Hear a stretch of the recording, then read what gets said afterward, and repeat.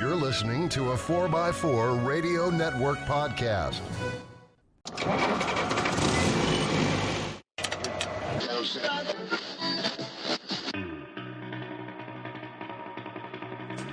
The Centresteer Podcast, a Land Rover podcast by Land Rover owners. Welcome to the Centresteer Podcast, the first Land Rover podcast on the planet. Centresteer is a podcast by, for, and about Land Rover owners. This is podcast number 82 for January 2020. Sorry, we're 18 away from being 3 digits. I just thrown that out. That's been our quest all along, to get to triple digits, isn't it? Just like every series Land Rover, it's always in that pursuit of reaching 3 digits. Well, just wait. Might happen. We hope you had a good holiday season and happy Chinese New Year. It is the year of the rat, but in North America, it is the year of the Oxford. Do you like that? See what I did there? Yep. Did not catch that one at all, John. Wasn't like a hammer. I'm your host, John Costage. Joining me via Skype, Harold. Yo. Morgan. Hey. And hurtling the highways and byways of North America once again is Dixon. Good day. Where are you? Upstate New York now. Wonderful. How close to the border? Oh, about an hour and a half at least. Oh, so we might get the news in time. That's right. Our guest this month is Bill Davis of GBR fame. Bill started the National Rally, and he also has his own business supplying Land Rover parts and information. So you'll hear from Bill later. And we received very good feedback on Rover Kids. If you missed out, you're still in luck. I think we're going to do it again for December. I'm going to plan on doing it again for December. If you enjoyed Rover Kids, our interviews with figures in the Overland and Land Rover community, you can support the show. Visit our website, centresteer.com, for all the details. You can be a regular podcast supporter through Patreon. You can be a one-time supporter through Buy Me a Tee, and you can show your support by purchasing a T-shirt or a sticker. And as always, thanks for your likes, comments, follows, tweets, Facebook, Twitter, Instagram, email. I think I covered everything. We heard again from Alex in Barbados. He checked in. He says, my rebuild has commenced at last. Here are before and after photos of the chassis I have painstakingly restored and rescued. The heart and soul of the truck will live on. The addiction and disease has firmly taken over my mind and body. Haha. Thanks, Alex. Good to hear from you. Yeah, welcome. I know he's a little behind in listening to the show. I think he's a 1 or 2 behind, and he missed out on Rover Kids. But we'll get you in the next one for Alex. Get you in next year for 2020's Rover Kids. And as I mentioned earlier, 2020 is the year of Oxford in America. And as we speak, Oxford is in the Port of Baltimore. David Short will join us later in the show right after the news to tell us everything about Oxford touring North America, how you can see it, and how you can even be involved. And now, the news. So first up, Coventry Live. What does 2020 hold for Jaguar Land Rover? And this was a nice review, highlights of the business issues that happened for JLR in 2019. In January, the company announced it was cutting 4,500 jobs as part of a huge cost-saving program. Editorially, it is not nice that they cut jobs. I know I said this was a nice overview.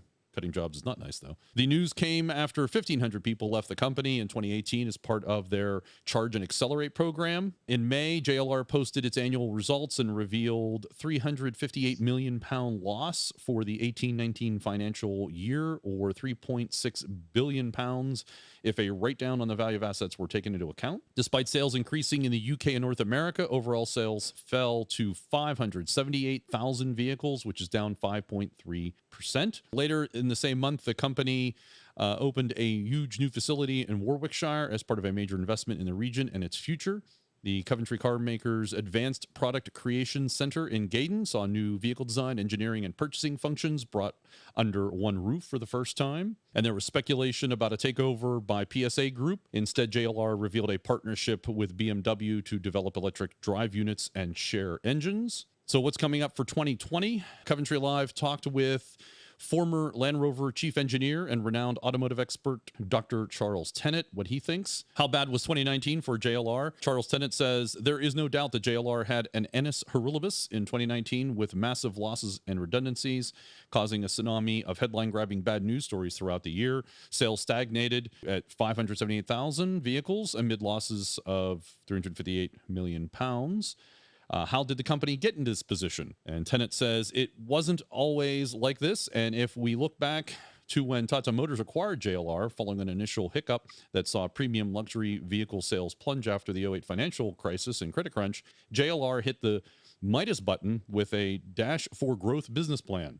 Sales rocketed from 275,000 vehicles in 2008, not 2018, 2008, to an impressive 605,000 vehicles in 2017, being fueled by huge product investment of popular vehicles such as the Evoque, Discovery Sport, and Jag F-Pace, and a massive sales boost in China, making it their biggest and most profitable market. In particular, the Jaguar brand saw sales increase an impressive threefold to around 172,000 vehicles per year. Factories were opened all over the world in China, India, Brazil, Slovakia, and the UK.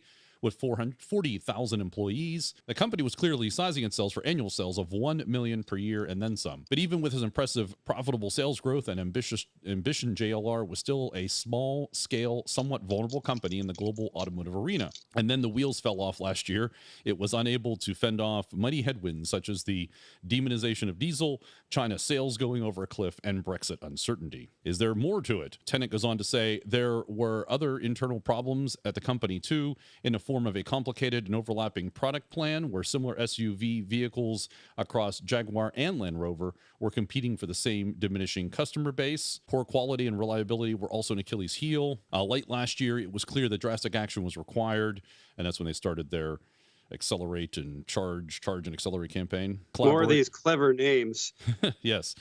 There was a collaboration with the German BMW. Meanwhile, Tata had to infuse 710 million pounds of equity into Tata just to shore up its balance sheet and reducing debt levels. So what does 2020 hold for the company and what does it need to do? Tennant says, looking ahead to 2020, will be two significant milestones to gauge the health of JLR. And these are the October to December financials, and then, of course, the full year results in March of 2020. The December quarter has already been comprised with a vehicle inventory shortfall of 12,000 vehicles as a result of yet another Brexit-induced factory shutdown in November, and sales were down in October by 5.5% and November by 3.4%. So we can expect a loss of that quarter unless there's a remarkable uplift in December sales. Meanwhile, JLR need to press on with vehicle platform rationalization, reducing time to market, significantly improving quality, and, of course, developing much-needed electric vehicles. However, JLR hubris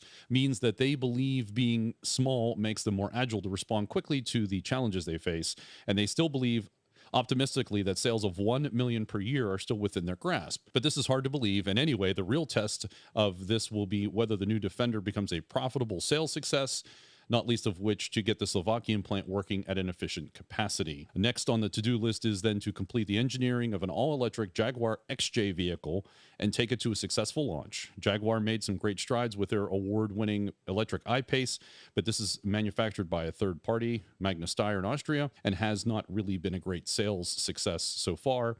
And JLR has big shoes to fill in taking on the gold standard that is the American Tesla electric car company. So that is thoughts for 2020 for Jaguar Land Rover.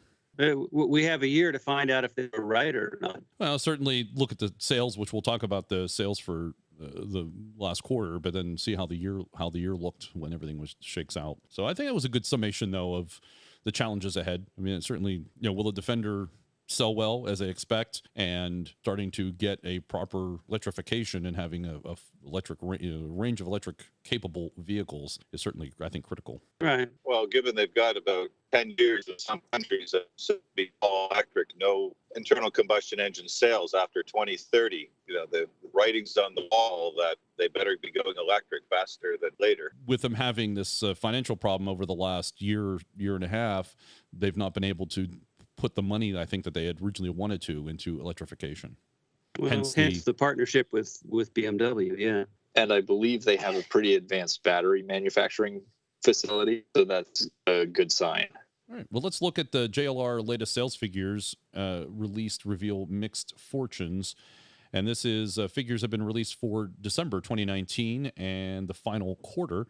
JLR buoyant global sales for December 2019. Those sales for the final quarter of the year were down. So the Coventry car maker sold 52,814 vehicles last December, a rise of 1.3% compared to December of 2018. The rise was down to a sales boost in China, though sales in most other markets were down. Sales for October, November, and December, so the last quarter of 2019, were 141,222, and that was 2.3% decline year on year. The rise in sales in China will come as a welcome boost. It represented the 6th consecutive month of growth in a country which at one point became JLR's biggest market. Sales since then, sales have been sliding, though, with a slowdown in the Chinese market named as one of the company's biggest challenges. December 2019, sales in China rose by 26.3% year on year, offsetting lower sales in North America, which was down 1.1%, the UK down 2.9%, Europe down 5.3%, and the other overseas markets down 7.6%. Quarterly sales for 2019, the last quarter, China was up 24.3%, America was up 1.1%,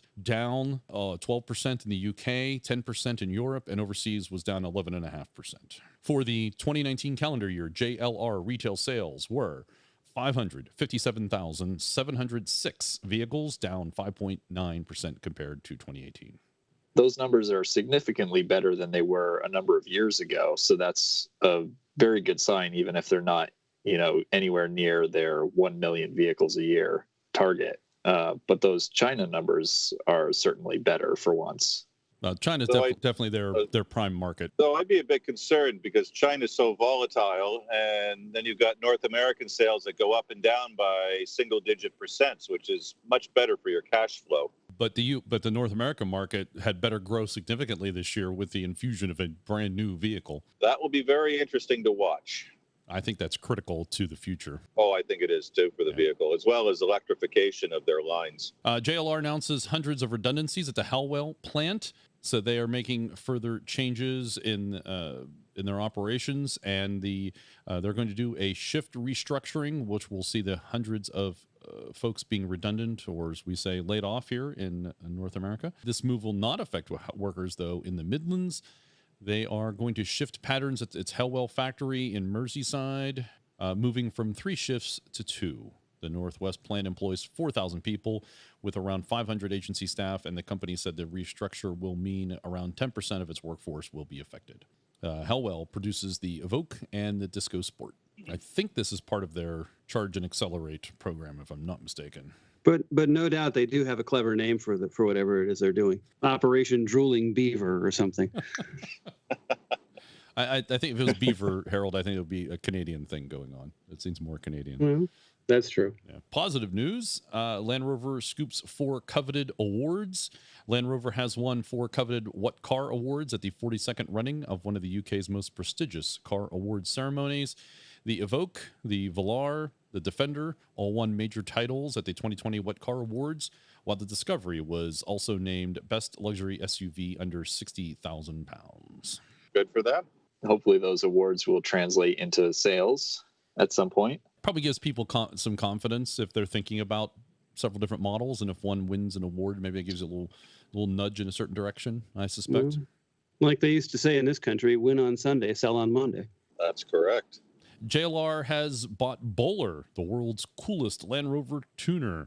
So JLR announced it has purchased UK-based off-road performance specialist Bowler. The company will become a subsidiary of Special Vehicles Operation. Bowler's been around since 1985, modifying vehicles for off-road competition with great success.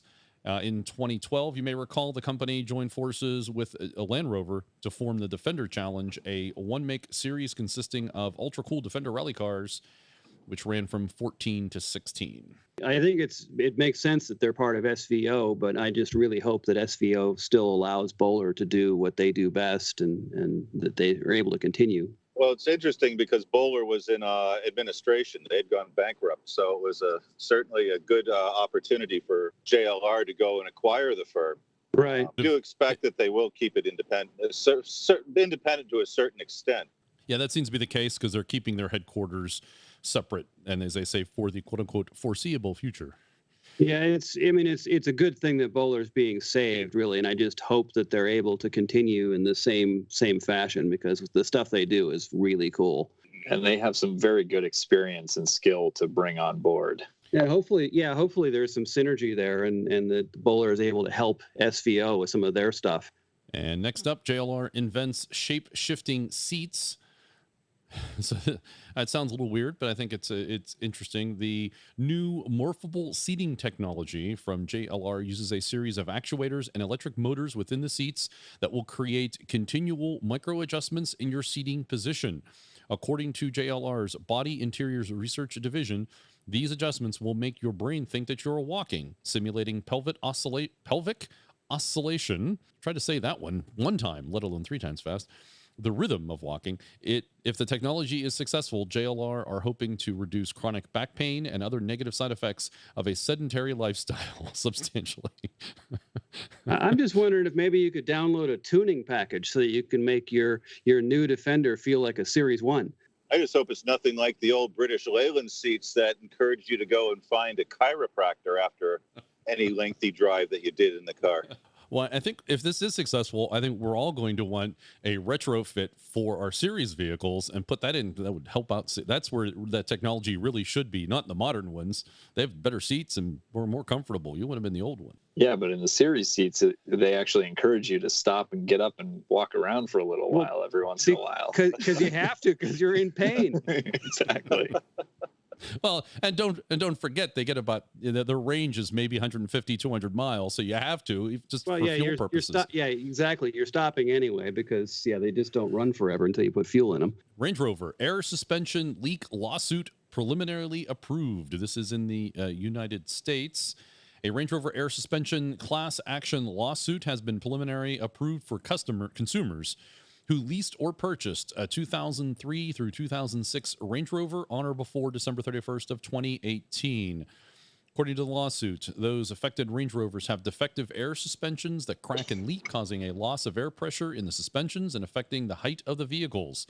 In addition, the plaintiffs claim the vehicles cannot travel straight once air leaks from the systems. I read that before, but it just dawned on me what that said. Plaintiffs said they are forced to pay their own money, of course, to replace front air springs and do other such things. So if you want to know what's all the details there, you can get a reimbursement for certain things depending on the model you have and depending on how long you had it, how many miles. That's all in this article from carcomplaints.com. We'll have a link, of course, in the show notes to it. So if you are affected, you want to check that out. And this, to be clear, only affects the front air. Right. So if your rear leaks, you're still kind of screwed. You're still on your own. That's right. Because there was something it was rubbing against, I guess, when it was moving. It was rubbing against some sort of plastic shield, I think, and it caused it to wear and then crack earlier than anticipated. Well, you do need a certain amount of clearance around the air spring. And oh, here it is. It says those cracks were likely. Land Rover said no obvious system leaks may be found, but vehicles in mileage ranges of 30,000 to 60,000 may develop hairline cracks in the rubber material of the front air springs. Those cracks were likely located at the points where the air springs roll over the plastic bases. Yeah, that's not a rubbing thing as much as where it rolls over, it makes a tight bend there, folded back on itself. So it's just flexing more than the rubber can take. Gotcha. And then I guess if it's rubbing against this plastic base, then it causes excessive wear then, right? Well, no, it's really just not about wear. It's about it being flexed too much and the rubber starts to crack from being bent over on itself. Well, then why wouldn't that happen on the other ones? There's obviously this plastic base is causing extra stress in some way. Well, it's not the plastic base. All air springs are designed to roll over like that. It's just for some reason the way they made the front ones, the rubber can't flex as much as it needs to. And apparently, I guess their contention is that they made the rear ones correctly and they can take it. So if you in the United States and you have a Range Rover in 2003 to 2006 and you've had problems with your air suspension, you may want to check out that article, see if you can get some reimbursement. And obviously this does not include the P38s with their numerous notorious air suspension flaws. Land Rover Defender digs into connectivity with dual SIM technology. So coming up on the new Defender, then I think this is going to get rolled out to other Land Rovers over time. They're coming out with a dual SIM, 2 LTE modems or antennas will be in each vehicle, and then this will allow for you to continue to use the vehicle using its entertainment features, especially be able to use that with one of the modems while the other modem will do a download, and then I suspect when the car's off or at some other time when you're not using it, it will then apply that update. Please wait while some updates are being applied. Your vehicle will now restart. That's right. But I'm going 63 miles an hour down the highway. Sorry, it's restarting in 3 seconds. You have. Please wait. I wonder what kind of assurance they do on the security of something like that. Someone doesn't go and just try and hack in through the second SIM or whatever. To me, it's a vulnerability that I just don't understand. Why are you doing this to go and update software in a car, which can be done as part of regular maintenance? Your iPhone only gets updated a couple times a year. Why do you need to go and update a car on the run? Or find just it fascinating. Just wake the module up and do your updates once it's shut off, once you're parked. That's right. And I think that's basically what they're planning is set up so that the computers never fully go to sleep. It's actually never fully shut down. It's actually got its own battery for this new setup. So it'll basically be in sleep mode and turn on instantly. By having the dual SIMs, I think they're just hoping that they can download whenever you have service, and it'll be ready to go as soon as the car is turned off and it's in its sort of down mode. It does still sound like twice the hacking vectors, though. But No, it definitely does. Yeah. But that's sort of the technology as it is. But it does create at this point, right? It's good for marketing, but no, practicality it's also good for usability. Is there a security concern? Certainly, but this is the way things are going, and it's going to happen. People don't want to go into the dealer as often, and you certainly, if you're saying there's a problem with the entertainment system, there's a problem with your ventilation system, and a software update will fix that or adjust it, or we want to change some service, like you need to go into the dealer and like, oh, I got to drive 300 miles to get to the dealer one way to apply a 15-minute update. Yeah. And folks don't want to do that. There's not as many dealers throughout the country, especially in America, for Land Rover as there are for, say, GM or Ford. And so people don't want to do that. And this over there will help that. I think having two systems is great because then you continue to use the system and you won't get that wait while we apply an update or you turn the vehicle off. And it's as soon as you turn the vehicle off because it's downloaded while you're driving, and then it's going to apply that update, and you might have to wait 15 minutes, even though you just, you stop for fuel, and then you want to get going again because it, so having these two separate systems, I think is good. Security is always a concern, and that's the field I'm in, but I think this is a good thing. I don't know if it necessarily opens up two vectors. I guess it does because there's two antennas now, two modems, of course. Well, and Land Rover is struggling or has struggled for a while with reliability issues, and it has the possibility of reducing some of the complaints in that area and improving reliability. Right. With, as you said, without forcing people to go to the dealer. Right. A redundant backup. Right. Yeah. Okay. Yeah. And if they're smart, they'll actually set them up on different carriers in the US so that as you're traveling, you'll have better coverage. But my guess is they probably won't do that. They probably have. That'd be clever because then it could hand off from one to the other as it goes in and out of service areas. Right. I suspect other manufacturers will be going in this direction also. It's probably just generally a smart thing because there have been some concerns about, I think, in the Teslas where it will do a download and update, and then when you go to the vehicle, maybe you want to get going and you're like, I need to go, and it's like, oh, we're applying an update, you got to wait, or if the update failed for some reason, maybe something happened to the car, it might have slowed you down, and I think this will help to make it a better usability, as Morgan said. Plus, they're going to have that second battery. So I guess there's going to be two batteries in the vehicle. That's what it sounded like. And plus, they're adding a new, well, slightly changed topics was also in here, was they're having a new infotainment system, which even to me has a stupider name than the old one. Now it's the PIVI Pro, P-I-V-I Pro entertainment system. Your infotainment has gotten even better. That's what they're trying to say. We'll see if that's the case. Yeah, we'll see. Related to the computers and the updates, one of the things that's fairly interesting is they're going to be launching with, I think it was about a dozen of the computers and controllers will be updated via that auto update, and then ultimately up to 40-something of them will be updatable. So it'll be interesting to see how that progresses as to what systems can be updated remotely. Yeah, they didn't talk a lot about that. This probably goes a little bit to what Dixon was mentioning about security and safety. I suspect that the ones that are going to do the over updates are the entertainment, the ones that don't directly affect moving of the vehicle, such maybe like the air handling. So those kinds of things. But I suspect that transmission, drivetrain, engine management, I think those will be last. Yeah, I don't know. I would be surprised if they didn't have some functionality of updating those in the early days, even if it's just minimal in terms of, shift points in the transmission or something like that. Nothing major. Well, it's as you read, it's unclear in that article. They don't talk a lot about it. It depends on how things are broken up, and I suspect those modules that we hear about, 84, 56, I forget the number that's in the new Defender. I suspect they each handle different things, and is there one for drivetrain? I doubt there is, of course, but then there would be one for gearbox and one for this and one for that. All right. Speaking of new Defender, let's move on. The new Defender has gone into production. So at the Nitra plant in Slovakia, cars will be reaching the UK dealers in the spring, with the 5-door 110 model coming first. The Nitra factory has been a £1.19 billion investment for the company, 300,000 square meter site, 2,000 employees.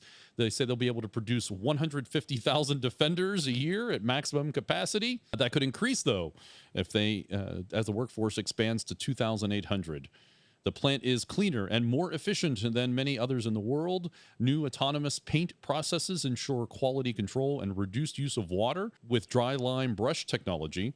Paint waste can also be reused. Emission-free adhesive welding is used in the construction of the car. With a new autonomous pallet transport system, increases speed by 30%. All packaging materials are recycled, and adhesive waste is used to generate energy. So it sounds like they've got some good thoughts into the new plant, and Defender is now being produced. It does officially exist. And Motor Trend has an article which I'm not going to read, but will refer you to read it. It is called First Ride 2020 Land Rover Defender 110. You may recall last month we talked about a video where the chief engineer of JLR was driving it and getting it off the ground and taking high-speed turns and drifting it on a off-road dirt course. This article sounds like they took one of those rides in it. So if you want to hear what they have to say about being inside the vehicle as a passenger, this is the article for you to read. And a nod to our northern friends in Canada, Automotive News Canada, it says Land Rover's new Defender, Contender, or Pretender opinions differ. And I thought we should put this in here because they talked to President Wolfgang Hoffmann, who is JLR Canada's president. And he says a couple things which we'll bring to your attention here. The big news for us is that the Land Rover story is now complete. We have the third family, which is the Defender. You have the refined, all this refined aspect. If you're wondering why I'm jumping around, listeners, it's because my highlight tool has failed me. So all the research I did ahead of time to highlight stuff has disappeared. So now I have to figure it out on my own again. I told you, man, just grab a Sharpie and draw some lines on your screen. Oh, okay. Okay. Yeah, let me get a Sharpie, just cross things out. Do that. Well, actually, you don't have to, if you need to cross them out, you use whiteout. Correct. An eraser? Can I use an eraser? No. Whiteout. Whiteout. Okay. All right. Fair enough. An eraser does not work on Sharpie. Oh. No, but brake cleaner does. That's true. Okay. Brake cleaner on the screen. No problem. Hoffman, given the Defender's distinct character, Hoffman doesn't expect it will siphon off sales of other Land Rover products. We have a strong conquest brand and always have been. Might some customers who come in have bought a Discovery and now buy a Defender? It could be, but I think the numbers will be small because the needs and mindsets are different. He thinks the new Defender will have staying power. Damn it, that highlight tool is so helpful. As we know, production of the Defender ended in 2016, but the model was last sold in Canada in the mid-90s, hence the North American spec version. By the end, Land Rover enthusiast Kevin Corrigan says the last ones were heavily discounted to get rid of them, but once you couldn't get them, they suddenly jumped in demand. Within 2 years, people were selling their 2-year-old Defenders for $20,000 more than they paid for them. And that's really the best way to sell anything is tell somebody they can't have it. There you go. There's some information about the new Defender coming back into Canada. And any thoughts, Dixon, as our Canadian correspondent? Well, it's going to be interesting to see what arrives. I'm in a wait and see to see how well it does. Hopeful. At the end of the article here, so I just noticed this one. I should mention this. Hoffman again said, in a premium segment, we are the most attainable, pure, rugged SUV. Almost by definition, Defender will have a very high conquest rate. quote, because we don't have a predecessor to draw on a large number of former customers, like the Benz or Audi. Land Rover had its 4x4 Music and Adventure Festival, and I saw a little bit came out about it, but I was surprised actually. A lot of the normal automotive websites I see didn't mention it at all, but I did see this on Automobile magazine. A lot of pictures of this one. There's 145 pictures. There are photos of the Defender, of some of the newer models, but there's a lot of pictures of old vintage heritage vehicles, or if you want to call them, of all different types and kinds. My impression, they didn't say this, but my impression is it were visitors and clubs that brought their trucks out, but they were on display, which was great. The one thing I will read is, which is kind of interesting about why they did this. It makes sense then that music festivals are also a way for automakers to introduce a car to an audience beyond the core enthusiast set, especially the millennial and Gen Z demographics who would normally not attend an auto show. It was fairly low key. I know a couple people that went to it. Land Rover had LO7, one of the 50 pre-production ones there. Everything I hear about it was that it was a pretty good show. They had a driving experience with the new Defender as well, and they actually put out a little video of that. And if you watch that video very carefully for a couple of seconds, you'll see our friend Jeff Aronson. You could hear him too. I think he said something. It was must have said something containing the letter ah. And there's also one of the Rebel Rally contestants in there, was there not? Deborah Najam was That's there. right. Yeah, she was also in the same video as Jeff. At least there were probably 2 or 3 versions of that video, because I saw one that was short and you just saw Jeff once, and then another one was a little longer and you saw Jeff and Deborah in it, and then the second one, the other one I saw, the longer one, you could hear Jeff actually said something like, it was like a cheer, this is wonderful, or I'm having a good time, something like that. And these were the Land Rover promotional videos, correct? Yes, and I did post one to our Facebook page when Jeff was originally made it. I forget which. I think it was the one that he was in there for the 2 seconds instead of 1 second. Yeah, there's also a lot of pictures on Jeff's social media, his Facebook That's page. correct. He posted a lot of pictures from the event, including him doing some vaguely gymnastic things, you might say, with others. He was there was some sort of gymnastic troupe there. So that was the 4x4 festival. I suspect they're going to do it again. At least that seemed to be the impression. Like, it was a good time. If you want to see photos, go out to the link from Automobile magazine.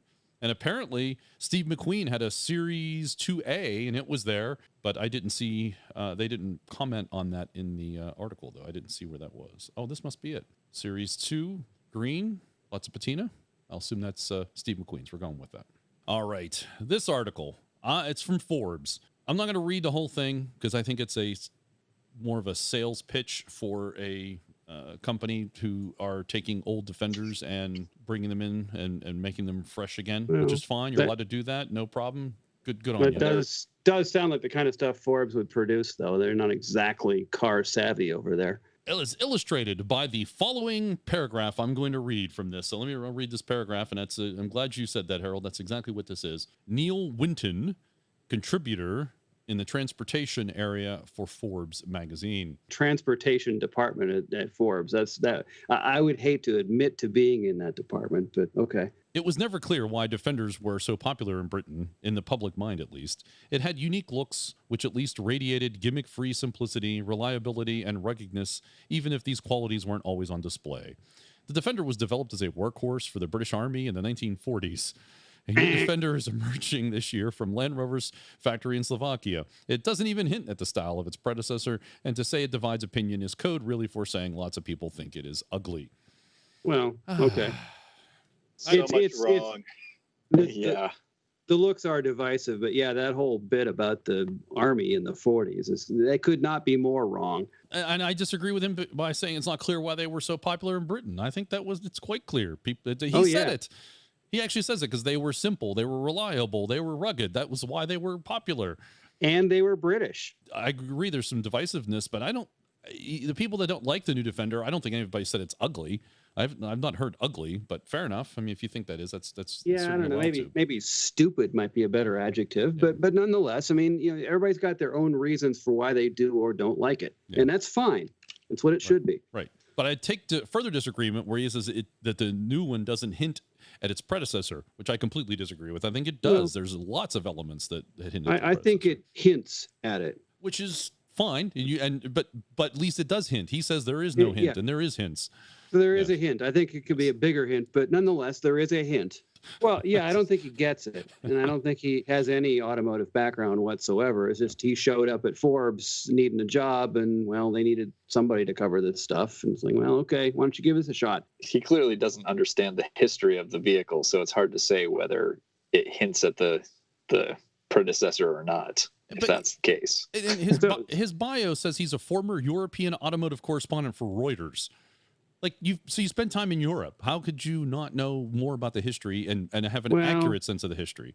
But again, Reuters is another one of those publications that's concerned about monthly sales numbers more than anything else. Get into the heritage or the engineering or anything else. And mind you that his lack of comprehension of the heritage of the Land Rover means that maybe he needs to be talking to Jerry McGovern.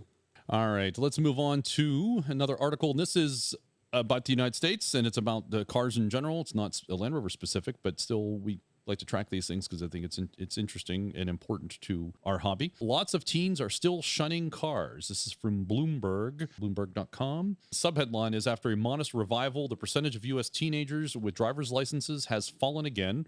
It may be another sign of peak auto.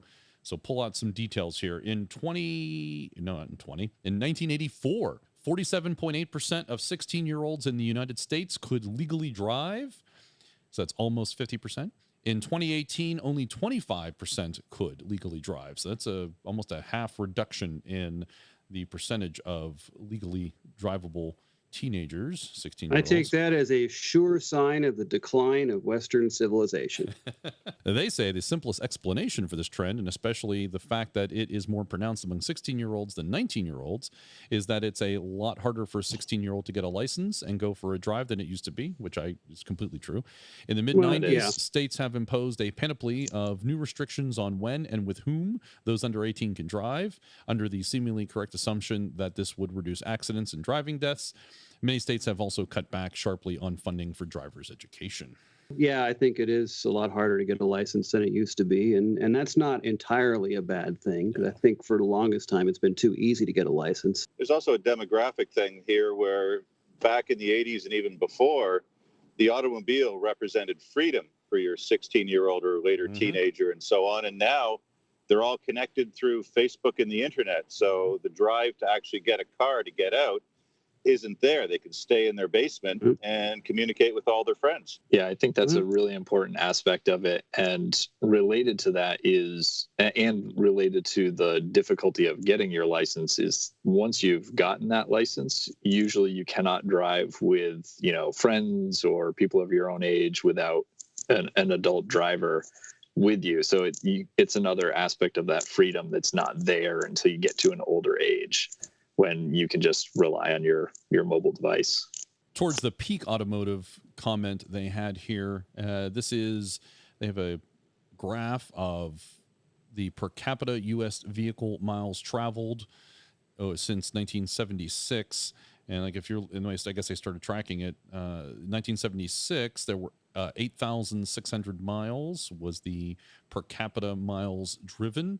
It then went up to, looks like 13,000 miles in 2005, and that held till it started to drop then after 05 and 06, down to 12,000 miles in 13, and has slightly come back up and to 12,500 miles this past year. So there's some thinking that we've reached peak automobile in the United States, which we've talked about, and I do agree. It seems that's the case. There's less people driving, less people wanting to drive. Not just the Uber aspect of it, where people don't have a car because they can use public and private transport, or that version of it. But it seems to be the case. Well, I would love to see a graph of fuel prices along that same graph, as well as the mileage of those driving for services such as Uber, right? Because you would think that would cancel out in some cases.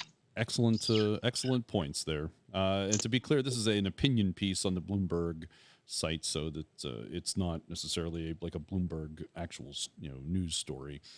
But there you go. That's It's still got some pretty accurate information in it, though. Which is good to see.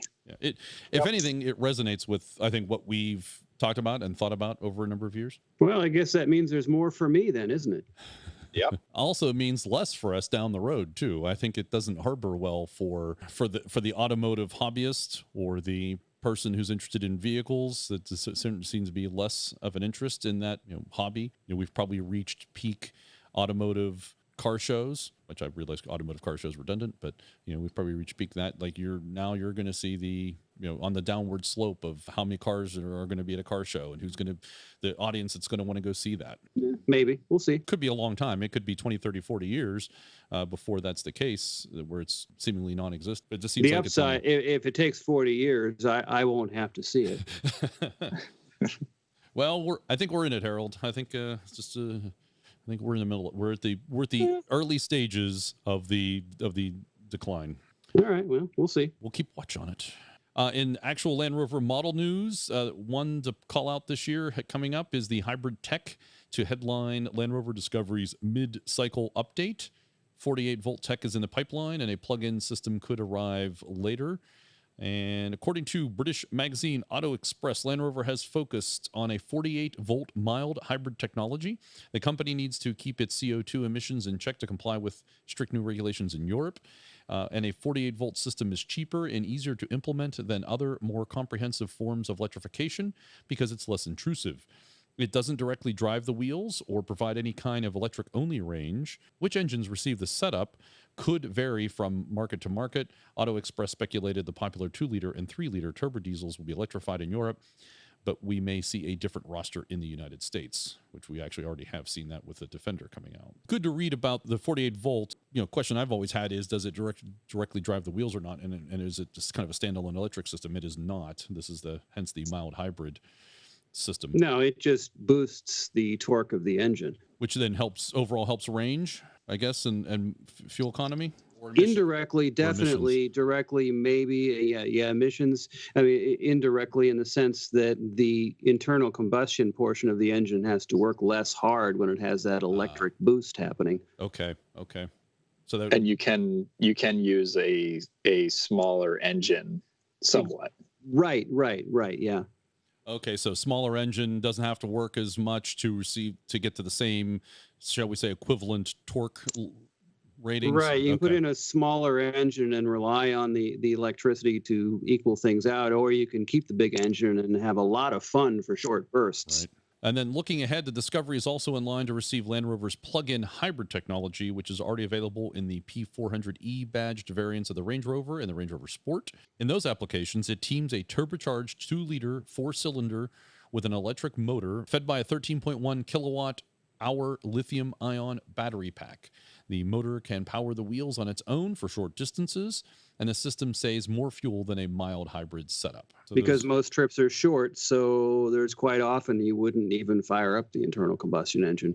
And it helps immensely with, stop and go traffic where the majority of the work is sort of off the line work. Right. And plus, I'm sorry, but that whole stop-start technology with an internal combustion engine where it shuts off at the red light and then restarts as soon as you take your foot off the brake, I find that most disconcerting. Disconcerting and frustrating for sure. For a guy that's, I've spent the last 35 years diagnosing when an engine mysteriously shuts off. It's like to have it intended to do that. There's that part of my brain is like, wait a minute, what just happened? And will it start up again? Yeah, is it really going to start again when I need it? So yeah, when I've had the occasion to rent vehicles that have had that function, that is the very first thing I disable. All right, Motor One has a video of turning a Land Rover 101 forward control, a military ambulance, into a camper, and it's actually pretty cool what's been done. Looks like the guy that did it, they don't actually talk to him. You can see him in the background, but it's cool. I'll read you some of the information that they've did they keep the hydraulically lifted stretchers in there for any purpose? No, sir. Oh, I'm sorry. That's one of the coolest features. Yes. There is a hydraulic, I think it's hydraulic operated thing. We'll get to that. Military, okay. It's not that exciting as you might think. is a motorhome conversion, comes from a 4Control 101. This 101 power comes from the venerable Rover 3.5 liter V8 in a cab-over engine arrangement. It runs through a 4-speed manual and a 2-speed transfer case to a full-time 4-wheel drive system. The owner of this one converted it to run on liquefied petroleum and gasoline, LPG. Other than new seats, this rig still has a very mil-spec appearance in the cabin, but the rear portion has many of the comforts of home. There's a typo there. Cooking is possible with a 2-burner stove and a small sink. There's also a double bed, and a smaller sleeping space comes down from the ceiling. They even have a tiny toilet. Cool features on the outside, too. A roof-mounted solar cell helps provide extra electricity. Here you go, Harold. There's even a power opening hatch that allows access to the top, which looks like a fantastic place for stargazing. There's an extendable awning that comes off from the side. There's a whole video that covers everything. It shows you it inside and out. That is your forward control turned into a camper. Yeah, a lot of military meat wagons in Europe get converted into campers, and the 101, even though they didn't make very many of them, is actually a really good starting point because they have so much more room inside to stand up. Yeah, this one looks really cool. Nice job, whoever did it. A really nice job with it. Looks great. Well, anything involving a 101 is a good time, in my opinion. The final Land Rover Defender made for the U.S. is up for auction. This is number 300 of 300. It's a green 90. Then why is the picture showing it? That looks brown, unless is the color off, or did they? I think it's maybe, I don't know if it's your screen or something's off, but I do believe it was green. And just a little bit of trivia for you. That particular Land Rover was the last Defender sold in this country as a new vehicle, and it was sold by the Defender of Defenders, Will Hedrick, when he was a salesman. Nice. Good bit of trivia. Yeah, it was actually several years after they ended bringing them over because the owner of the dealership group had sort of kept it in storage as his own vehicle, and then I think when they sold it, it was a few years later, but Will was still in sales for the Carolinas group, I think they call it, and yeah, that was his deal, and so I think he was going to the auction to watch it sell. Nice. Gooding and Company is auctioning off the Defender 90, number 300, painted in classic willow green with a white roof. Although it looks brown in this photo. It seats 6, thanks Maybe to the rear dead jump willow. seats. Dead willow. Power comes from a 4-liter V8 to 4-speed automatic transmission.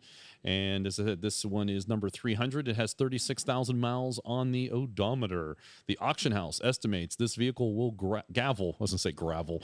Well, yes, it'll gravel too. It'll gravel for $200,000 to $250,000 American.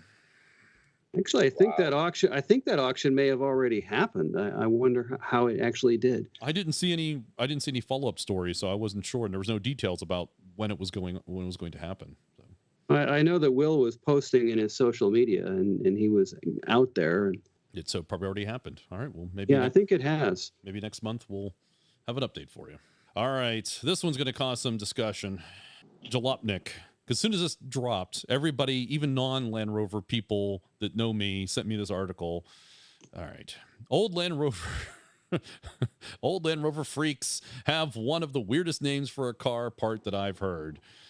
So this is yes, they're talking about the breakfast. And there's a shout out and a quote from our own Terry Ann Wakeman. Although they call her, it's listed here as one poster named Terry Ann on the Rovers North forum. They could have just posted quoted her post and left it there. They pretty much just repeated what she said. Yeah, and there's I think most people have heard of the listeners of the podcast. If you're new to the podcast, this actually is probably something, or new to Land Rovers even, that you don't know about. It's an apocryphal story that the grill on the front of the Land Rover called the breakfast because there was some, again, apocryphal story that was taken off of the grill so they could make breakfast in the morning and put it back on the truck. Yeah, I believe it's more myth than story. Yeah, Well, so actually, we've talked about that and debunked that, and thankfully, one of the people who is central to this story is actually on the podcast and can talk about it. Is that not correct, Dixon Kenner? The grill as being the breakfast. The grill is the grill. The breakfast is the former title or name for it is the radiator support panel. And that was a term for that panel going back as far as, into the 70s or earlier up in Canada. And what happened is when the internet was developed, I think I was probably the first person to use it on the British Cars mailing list with Terry Ann back around 1989 or 90. And then when Bill Colosia created the Land Rover owners mailing list, I was on there along with Terry Ann and a lot of other people that have been on this show in the past. And the term breakfast was used and just started to migrate as a convenient term for that panel on the front of a Land Rover. And so it's your fault then, Dixon.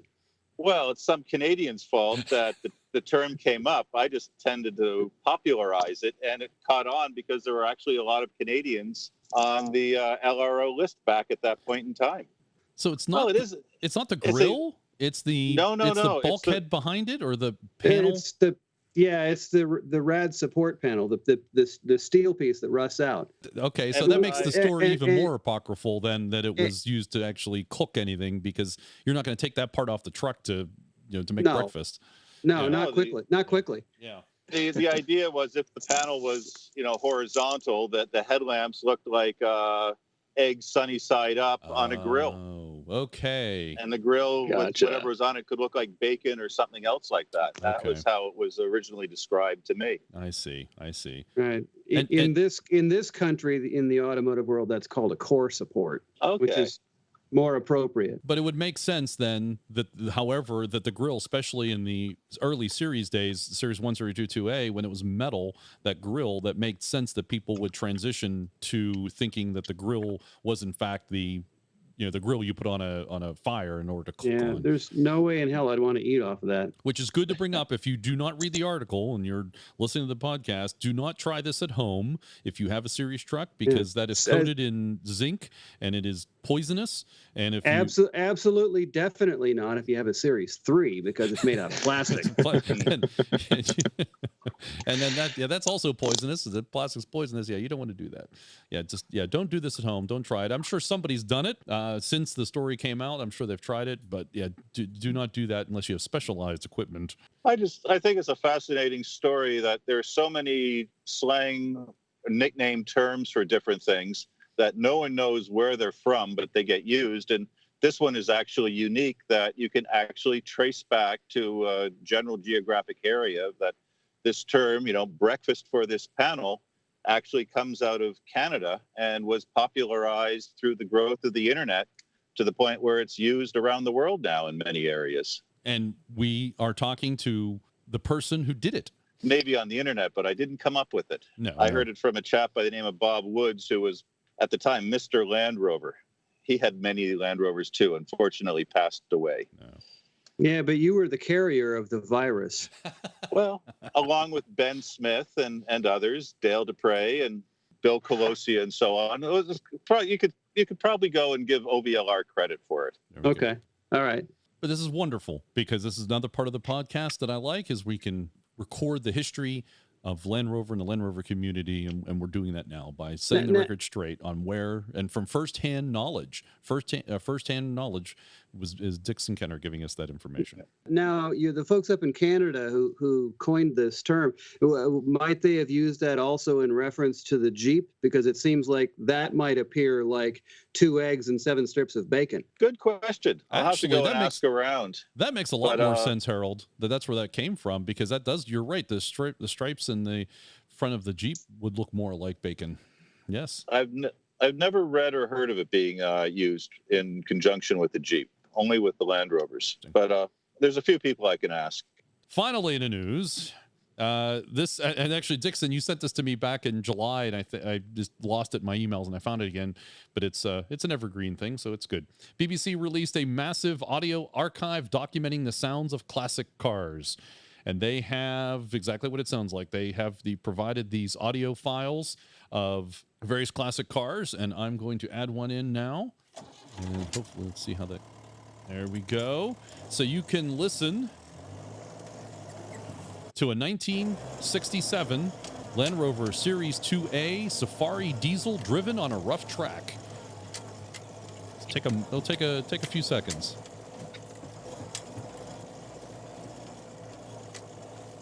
Is that the key bouncing off the dash? I would guess. So, and they are available to download from the BBC, from the link in the article, and you can use them. They're royalty free. There's also a 79 Porsche 924 startup. There's Citroën 2CV, lowering its top. Deux chevaux and going on a drive. There's some rally car racing, multiple cars taking a chicane. So some cool stuff. I thought they said there was a Rolls Royce out there too. Yeah, there's a 1911 Rolls Royce Silver Ghost. Yeah, so cool stuff. Oh, is that? Oh yeah, here we go. It's a 1911 Rolls Royce Silver Ghost, door shut, false start on cold engine, start into brisk run, stop. And you're currently listening, as I said, to the 67 Series 2A. It's 2 minutes. The one that matters. Exactly. So you can check it. Download as a ringtone for your cell phone. It's wonderful.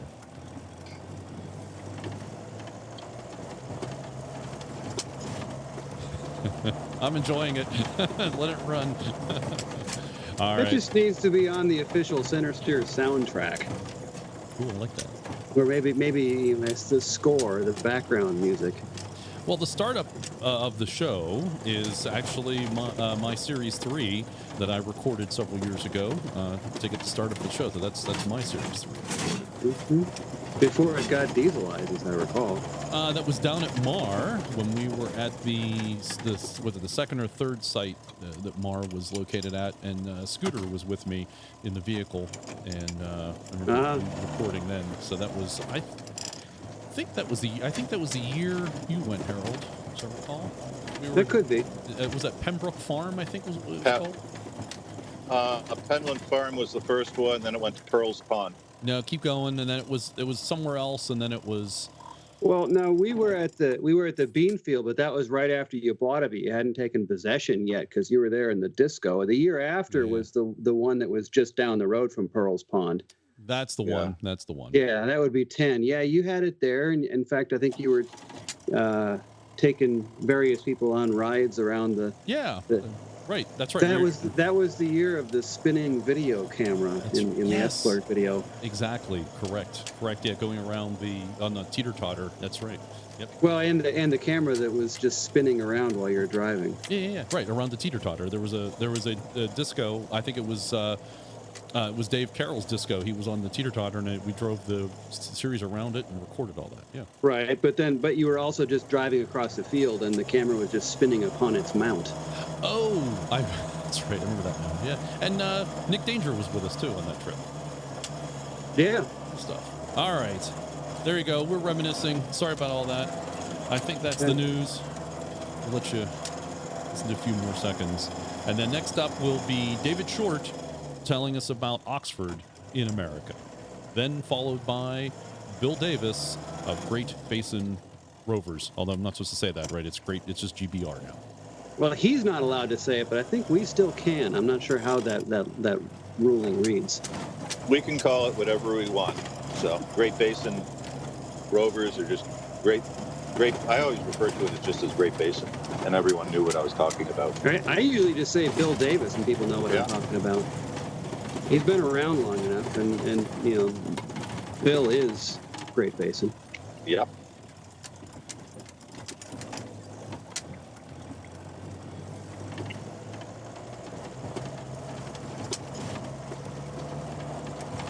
The storied truck Oxford is coming to America. As a matter of fact, as we speak, David Short is joining us as we speak. Oxford is in the port of Baltimore. It is on the North American continental plate, so it's actually in America now. Is that not correct? Woohoo! Yeah, that's the story. Thanks for having me on, John. Yeah, I got a call this afternoon. I'm supposed to leave tomorrow morning. By Tuesday, January 28th, Oxford should be in my grubby little paws. We have you on to tell people, especially in North America, that Oxford is coming, is here. And of course, by the time they hear this, you should already have the truck in your, as you said, your grubby little hands. And we want to let people know how they can see the truck and also how they can get involved in Oxford in America.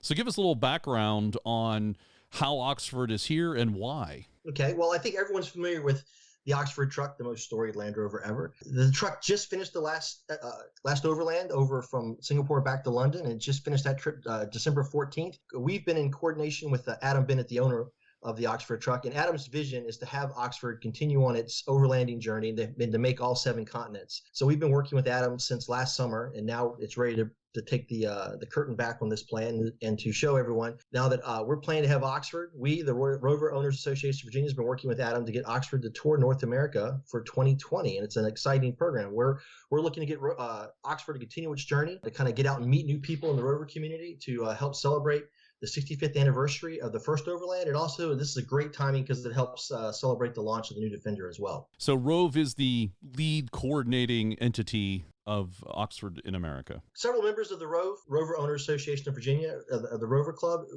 we were all excited about learning about Oxford we've all known about Oxford for a long time, and the Oxford Cambridge expedition, but your podcast kind of really brought it back to the forefront last year before last, as Adam found the truck, and the story kind of re-energized and reignited itself and kind of sparked the imagination and the creativity of the club members. So they all want to get behind this project. We want to do something as one of North America's biggest clubs. One of our, we said we have the horsepower to pull something off like this. So let's give back to the Rover community, and let's organize this big project that help be a big project for the nation. And ROAV is where you can keep up to date on information of where Oxford will be, and also how folks can get involved. And that's rov.org/Oxford to America. I'm not going to read the URL. You can go to rov.org. It's as easy enough. And of course, we'll have a link in the show notes to that page. But is that the central point of contact? Yeah, we've got if you www.roav.org, that's the best place to go. I was just updating the page, as a matter of fact, two minutes before you called, adding one more site one more visit to the schedule. So we're updating the schedule probably every 2 or 3 days. Updates are made on it, so do check back often. That is the place of record for the official schedule for Oxford. We also have a Facebook group, Oxford in America, for get involved all the chit chat and all the fun chatter back and forth about the trip as well, and all the lovely pictures from Adam that he posts there all the time. Especially as it was on the ship crossing the Atlantic. Yeah, Adam's been he must have a hard drive the size of England itself with all these pictures on it, because he's got just an amazing library of videography and photography of the truck. It's amazing. He is the world's most confident man, so I could see him having a big hard drive. Yeah. I will say that the podcast, we haven't confirmed it 100% yet, but it's fairly certain as far as I'm concerned. It's not on the website yet, but in July, we plan. Hint, yes. We plan to have Oxford at the Pittsburgh Vintage Grand Prix on behalf of the podcast, and also the Fort Pitt Land Rover group, because we are still a nascent group still there. So we're going to bring it in for the Pittsburgh Vintage Grand Prix, which is the July 25th is British Car Day at the Pittsburgh Vintage Grand Prix. Yeah, I got notes down for it. July 25, 26, Pittsburgh, Pennsylvania. Well, lots of activities going on all over North America. It'll be at the birthday party, right, Dixon? That's right. On June 26th to 28th, it'll be in about 60 miles west of Ottawa. So, Dixon, I hear this, the OVLR birthday bash. I've been talking with the host up there, and I'm really excited about that event because they tell me they're going to take Oxford on a quick jaunt through the Omega Park in Montebello, which is a nice animal park. They promised me I'll get a picture of Oxford next to a moose. That will be a challenge to find a moose that will get near a noisy old Land Rover. Yeah, it's not finding the moose, it's finding the moose with the right attitude. Oh, yeah. A cooperative moose. They are massive beasts. and ornery. and they like water. So Oxford would be going through a swamp at the same time. What is this park, Dixon? Near Ottawa, there is the Chateau Montebello is a 19th century railroad hotel built by Canadian Pacific, largest wood log building in the world. And it's situated in a large park now. And they actually run the Land Rover Experience out of the place. Quite a spectacular place to go and visit. Very lovely. David, I think it's, and Dixon confirmed this, it's the birthday party, not the birthday bash. It is the birthday party. Oh, See? It is it's the anniversary of the foundation or forming of OVLR as a club around the spring solstice in 1984, I believe. Certainly wouldn't want to use the word bash in the context of any event where Oxford's going to be there. it's alliteration, and I love alliteration. We'll just say that the website's been updated one more time tonight as I put in that update right now and hit save. So real time. Yes, real-time fixes here on the. This is what the podcast's for: having accurate information. It's changed in Canada. The updates are being sent to you by the Rover Underground Railroad. Another invention of the Land Rover owners mailing list. The schedule we're all looking at here. It's a good segue. The schedule we're all looking at in our own individual computers in the four corners of the country. This is our master schedule of events. If there are other Land Rover groups or clubs or events that are out there that would like to have Oxford come to their event, take a look at this calendar and see if you can find a hole, and then send us an email and see if we can put something together. Our goal is to get Oxford from the East Coast to the West Coast for the first half of the year and go to as many different states, many different events, and just get as much exposure of Oxford as possible as it goes across the country. So I'd love to hear from any of your the clubs out in the west of the Mississippi. We've got a lot of high concentration of Land Rover enthusiasts here on the East Coast, and they're all just clamoring to get a hold of it. But we'd love to get a hold of some people on the West Coast to help move the truck along to the West Coast, because our ultimate goal for part 2 of the trip is to put a little overland journey into Oxford's resume again. We're going to drive Oxford from Oregon, Port Orford, Oregon, at the start of the Trans-American Trail. We're going to dip her tire into the Pacific Ocean and then start heading eastward across the country, mostly on dirt roads, seeing all kinds of sights of Americana. We're going to stop in Moab for the Great American Rover Rally around September 14th. We'll do a couple of days stint there and work with the folks there for that big rally. That's a hard date that can't be moved because that's important. So if you're trying to schedule something around where Oxford will be, there's a couple points in the schedule that it needs to be. Great American Rover Rally is one of them. We'll be there from 14 to 17, and then we'll leave there, head down across Colorado into Oklahoma, a little bit through Mexico, Oklahoma, across to Arkansas, Mississippi, back up through Tennessee into North Carolina, and end in Virginia at the Rover Owners Association of Virginia's Mid-Atlantic Rally on the first weekend of October. That's the end. That's the bookend of the trip. And that's another hard deadline that Oxford needs to be at Mar. That's our trip back. We've got a soft route pre-planned. We're working with the Tennessee Land Rover Club, working with the Texas Land Rover Club, working with the Arkansas Land Rover Club. We'd love to get some groups that kind of jump into the convoy as we go through and spend a day or two with us as we're convoying through. We'd love to have big dinner, happy hour, barbecue, cookouts, go see something exciting in your state. So if you've got a group that's in that southern part of the states, those states I just named through or close by, that you want to come convoy with Oxford for the day, then send us an email, again, admin@roav.org, and we'll see if we can get you joined into the group, joined into the convoy. On this convoy back towards the East Coast, are you entertaining or interested in having folks join you on the trail? Yeah, we're hoping to get people, meet us in the morning, drive all day with us, and be part of a day's worth of travel. The tricky part I know for most folks is we're going to be traveling straight every day. Some of these days will be weekdays, and a lot of people have got a day job. Someone can have a day job, support that expensive rover habit. So there's only so many weekend days, and we're only going to be certain places. So it's going to be a kind of a Ouija board of schedules and travel dates and places and how fast we're going. So it's kind of a puzzle piece to put together. But if you're interested, send us an email. We'll see if we can put something together. So the dates on this table that you have here are essentially they're fixed points, and for people that are interested in doing this, for example, I look and see in July we're Rocky Mountain Overland Rally in Colorado, and then August we're in Minnesota. So if you're in somewhere between those 2 points, in between these 2 dates, contact you and try and fix a rendezvous or something. That's it. That's it, Dixon. That's great. Yeah. And part of this trip's a little different than the previous trip. This is more of an enthusiast trip. We're looking to kind of get into the crowd, get into the Land Rover clubs. And of course, this is nothing happens for free in the world. So we're looking to crowdsource the movement and the funding of all of this. So we're asking event hosts that are going to be hosting the Oxford truck to get into the game somehow, get some skin in the game, either with helping transport the truck to or from their location or on down the line to the Rover Owner Association of Virginia, as we're underwriting and footing the bill for all this. So we're looking to kind of, as we're a nonprofit and we're a Land Rover club, we're looking to not go too deep in debt on this. So we're trying to recover costs as best we can. There is a link on the website, ROAV website, that takes you to a GoFundMe. Can you tell us more? What is that money going to go towards? We do have a GoFundMe site set up.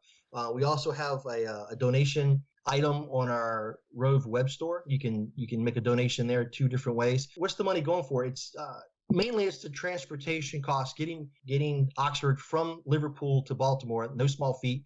A lot of different costs associated with that. A lot of administrative costs associated with that. Insuring the vehicle while it's over here in the United States, that's costing quite a bit of money. That was we had budgeted for X and it turned out to be 4 times what we thought it would cost. So that kind of caught us a little surprised on that. Some of the other costs we're looking at is just, we don't know, but we imagine there may be some break fix in there as well. Oxford may have a breakdown of some sort to cover some maintenance on it. Just some, whatever it takes to get it ready and prepared for the overland journey from Oregon back to Virginia. And also regular service, because you're going to be, it is going to be driven. You're going to be doing some regular service on it. Right. You have some marketing materials that are traveling with the truck, so people who are maybe not as familiar with Oxford will be able to. There's a banner. I think you'll have maybe 1 or 2 banners. I don't recall that will give information about the truck. So when it's somewhere, and people can immediately understand what's happening and why the truck is important. Are you looking for help in getting the truck transported during the westward journey? From Oregon back to Virginia, you're asking? No, to get it west. So as it going the first half of the year when it's going between various events, I assume that, because I know this, we're going to pick up the truck from the previous event to get it to the Vintage Grand Prix, and then we're going to hand it off, I assume, to someone. We haven't worked that out yet. But I assume we know this, so we can talk about it. The truck needs to get from Pittsburgh to Colorado within a few days. And I suspect that we're going to have to, we being the, ROAV and organizing, probably end up having to pay for flatbed. So that's where some of the money might also go, correct? But what if someone wanted to transport the truck? I assume that you're open to transport volunteers. Right. Yeah. So, for example, that's for, I think most folks know by the time this comes out, I think it'll be right in the right time. Oxford is going to the Winter Romp up in Maine. That's one of the first biggest shows biggest events it's going to.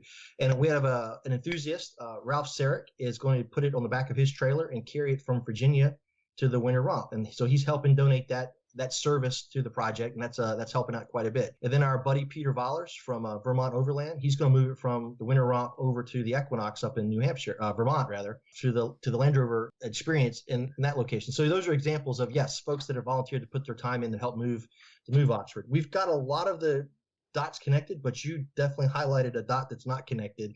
Pittsburgh to Colorado, we don't have that dot connected. If we can't get it connected from a donation, then we'll get it connected. We'll have to pay for a flatbed, and that's another place where some of these funds will go to, is helping us fund this type of the fill in the holes for the transportation. For people that are interested in actually helping along, is Oxford going to be on a trailer, or is it going to be flat towed? If someone has a vehicle that can actually move it around, is Oxford coming with a trailer, which the GoFundMe is going to help fund, or does someone just go and attach it on an A-frame to the back of their Range Rover and off they go? No, Oxford does not have its own trailer. Okay. That was the original plan. But then as we started going through the mechanics, like for example, Ralph's going to trailer it up to Winter Romp. He's going to put it on the back of his 2-car trailer. Peter's going to haul it on his trailer. So anyways, there's so many different trailers involved that Oxford couldn't come on its own trailer. It would get left behind, the mechanics and logistics of it. So Oxford is not coming with the trailer. We get a little bit of static from folks. about, Oxford's a great truck. It should be driving. And yes, it could be driving. It should be driving. But we're not looking to burn up Oxford on the interstates of the United States. That's just it's the wrong way to punish that vehicle. So we're asking for people with trailers and or flatbeds to help move it from one place to the other. But Oxford does not come with its own trailer. Yeah. And there's no A-frame set up on it at the moment. That kind of punishes the person that would want to drive it too, to be in it that long down the interstate. Some of the transitions are quite lengthy and long, and you don't want to. Right. There's no fun there. Driving long distance in a Series 1 is a whole different thing. So I wouldn't want to drive a Series 1 on an interstate. The speeds are just too high. No, as an 18-wheeler, it comes whizzing by. And I don't want to send it back to Adam saying, yes, the engine's got 4 great big holes in it. And there's a big romantic story about how it was just doing 60 down the interstate with nothing to see and no one looking at it. That wouldn't be the way I want to give it back to Adam for sure. Adam seems to have this plan to send the truck around the world. Did he give you any marching orders? I mean, he seems like he just hands the keys over real easy, but it seems like he's very excited to have the truck travel and get out and about and let people see it. Yeah, I think Harold hit it right. The world's most confident man. Adam definitely was very confident and eager and trusting to kind of pass the truck off. I actually did fly over to England, spend a solid weekend with him over in England trying to go over the plans. So he kind of got a feel for me and feel for the club to kind of know what we're talking about. Adam is excited about this opportunity because he can get the truck to the United States and get the truck to the West Coast to see Ike Goss at Pangolin 4x4. For folks that don't know Ike is one of North America's Series 1 gurus. And so Adam has been working with Ike all during the restoration of Oxford when it was over in England in 2017, 2018. And he's anxious to get Ike's hands on it to kind of fix up a couple of small things, kind of wore some maintenance and wear items from the last Overland. They're looking at a clutch, they're looking at a steering box. But for the most part, Adam wants the truck just kind of go kind of untouched from East Coast to West Coast. Once we get the West Coast over to in this August timeframe over the Ike at the Pangolin 4x4, he's going to go through the truck completely from end to end. I know one of the things that Adam did, a story that Adam did share with me, was coming from the last Overland, coming from Singapore back to London. He said that everyone along the way wanted to tune the carburetor on Oxford.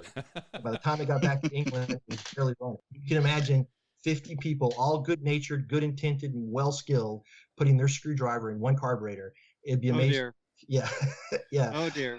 Yeah. So I'm kind of discouraging folks from doing any type of maintenance on the truck unless it's broken. Don't try to make it better as it goes through your hands. I know a lot of folks are really excited about having the opportunity to touch it and work on it, but we're kind of discouraging folks from doing that, letting one mechanic who's really skilled and has a good reputation do the full heavy work on it, and then we'll drive it back from Oregon back to Virginia. So yeah, that's what Adam's plan was, and we're going to try to stick to that. Didn't Ike already source a number of the parts that are on Oxford? Ike helped out with Blackfoot 4x4 and Adam when it was being restored in England. So Adam and Ike have got an online relationship already, and that's why Adam's anxious to get Ike to get his hands on it, and Ike's anxious to get his hands on it in person as well. Well, I understand that. The exciting part, I'll just throw this little nugget in there. The exciting part, once we get to Oregon and we start driving back to Moab, Ike has got one of the Cambridge trucks from Trans-American expedition that took place several years after the first Overland. In a manner of speaking, Oxford and Cambridge will ride again from Oregon back to Utah. For that part of the trip, Ike will be coming with us. Nice. So that's kind of exciting. Folks will be able to sit in Oxford, I assume. That seems to be an Adam allowable activity. Photos, climb inside, touch it, feel it, all that stuff. Absolutely. It's not a trailer queen. It's a working truck, and Adam wants people to go out and enjoy it. Everyone will take care of it, of course. Just don't touch the carburetor.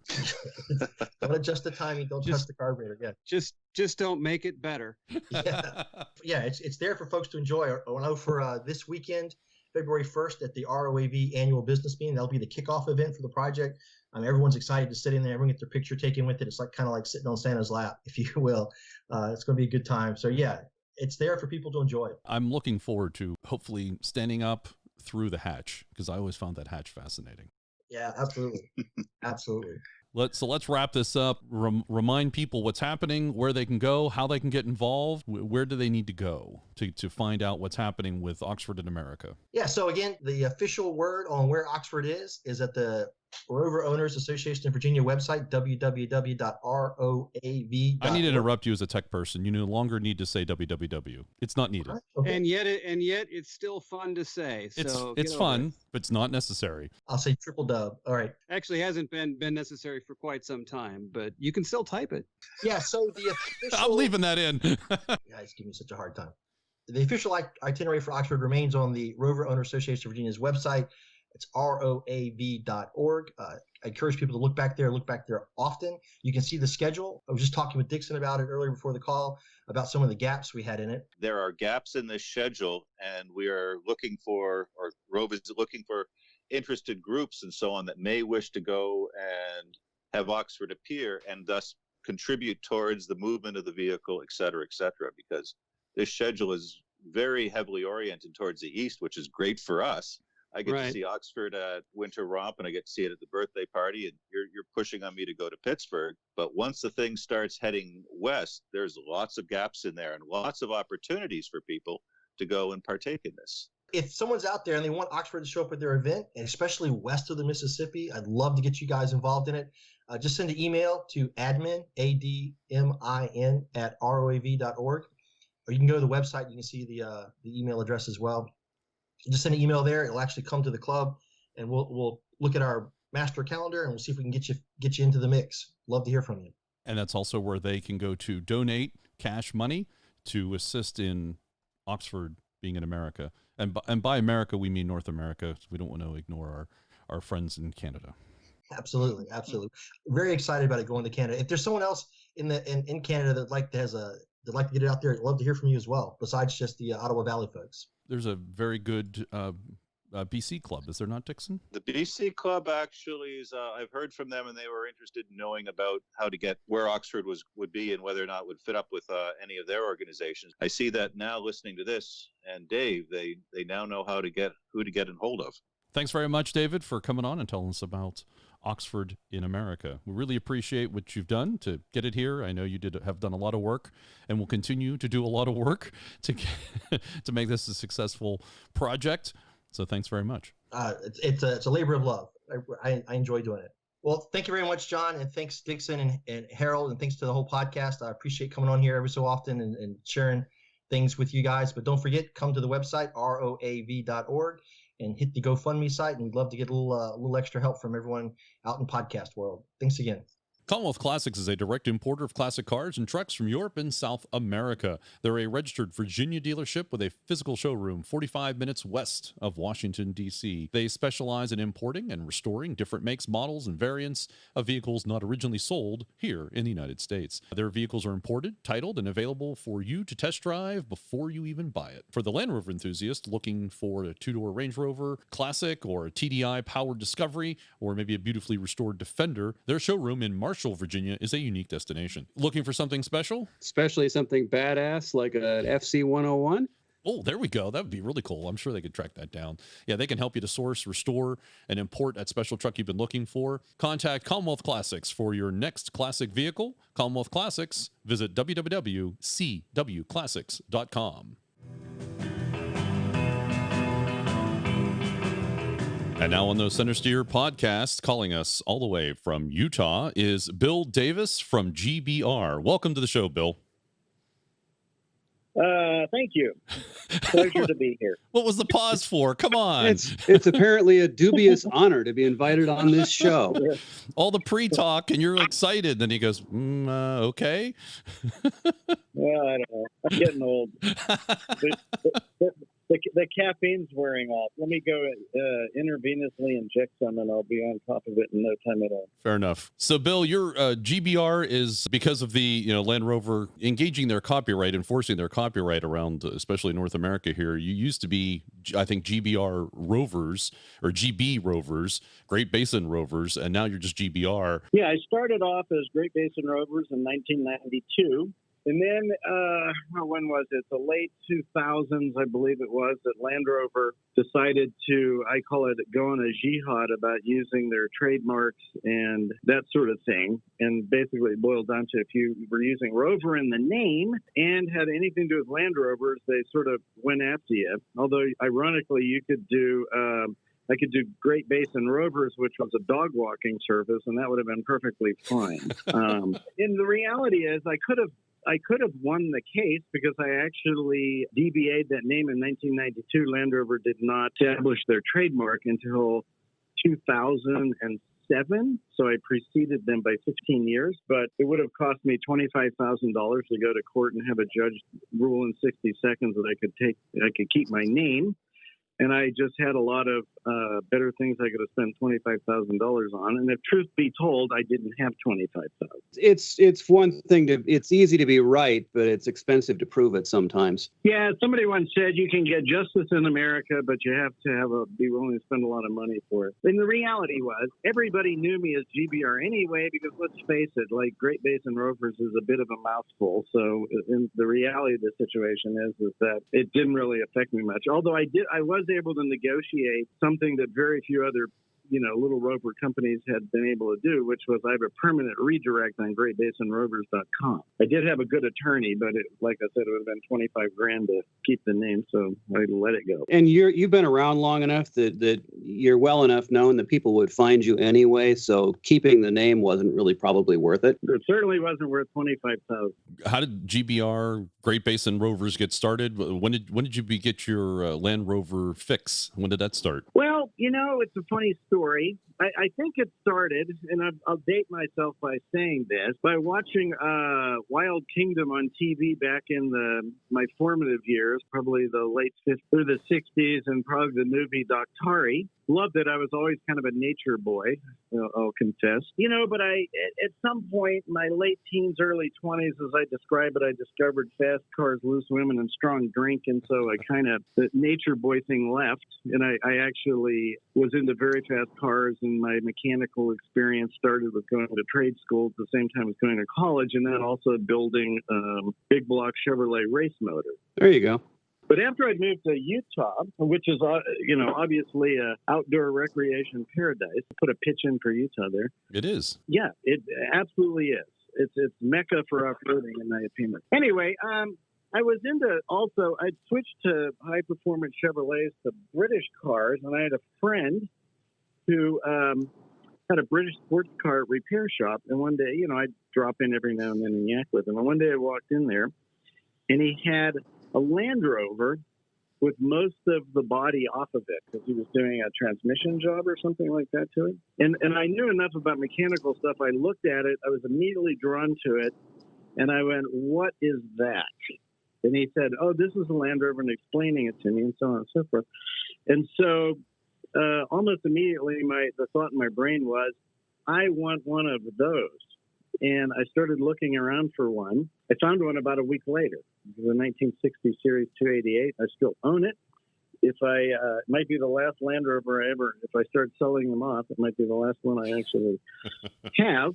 But what I discovered was, particularly if you have a background in Wild Kingdom, a lot of people have this latent desire to own a Land Rover that they don't know they have until they see one. And I saw one, and it was like I said, pretty much, I want one of those, and immediately went and found one. So that's sort of how it started. I've also found that that's actually a very good way to sell vintage Land Rovers, as opposed to putting them in the newspaper and Craigslist and all of that kind of stuff. Is just park it out on a public street, those areas where you can park a car with a for sale sign in it, because a significant portion of the population also has a latent desire to own vintage Land Rovers that they don't know they have until they see one. Yeah, once exposed, however, it doesn't take long for the disease to incubate. Not at all. Yeah, like mine took about 10 minutes. I bought my first Land Rover. It was sometime in 1976, as I recall. So 1976 is when you got the disease, and within 10 minutes, it was 10 minutes you were infected, but within a week you had procured your own. I had one. Yeah, nice. Yeah. What happened after that? Did you did you just start working on them yourselves, and then you acquired others, or did you was it kind of just that was the only one for a while, and then I got it and I started fiddling around with it, using it, and then obviously part of the disease is you start collecting others. I'm familiar with that problem. Yeah. It's a sickness for sure. And so, I'd gathered 2 or 3. Many of them were basically parted out. Actually, I owned at one point Ed Abbey's 88-inch Land Rover, you know who Ed Abbey is. And sadly, it got parted out because in that day and age, people were still parting them out. And this one had been in a wreck and that sort of thing. And how I ended up with the business was, ironically, it had to do with a divorce. I got divorced in early 90s, like 92, 93, about the same time of the business. And I was trying to figure out a way to convert my hobby into a tax deduction because I had the storage thing pretty much full of Land Rover parts. And ironically, and this is a little known fact about Great Basin Rover's GBR, is that it actually started off as a commercial snow plowing business. I actually, it can be very snowy here in town, and having gone through this divorce and I had some health problems, I was basically broke, and I took an interesting job, but it wasn't very well paying. And I thought I'd make some money on the side, so I actually bought a Fisher snowplow out of Maine, had it shipped all the way across the country, plowed snow for 10 years. I mean, at the same time, shortly thereafter, 6 months or a year, I ended up with a little shop, and I started to do some minor repair work and so on and so forth. But it was a nice way to get started because it's a cash business. You know, once you've got everything paid for, it's all cash, and it was during the slow time of year. So I did it for 10 years until Great Basin Rovers grew to the size that it was self-supporting. And Great Basin is effectively a parts supplier. Is that correct? There's two parts of it now. There's GBR Service, which is a local service bit, Land Rover Service business, and then there's GBR Utah. Obviously, none of them have Rovers in the name per se for obvious reasons that we talked about earlier. But GBR Utah is a specialty parts business. So after you obtained your first series, what was the next Land Rover that you obtained?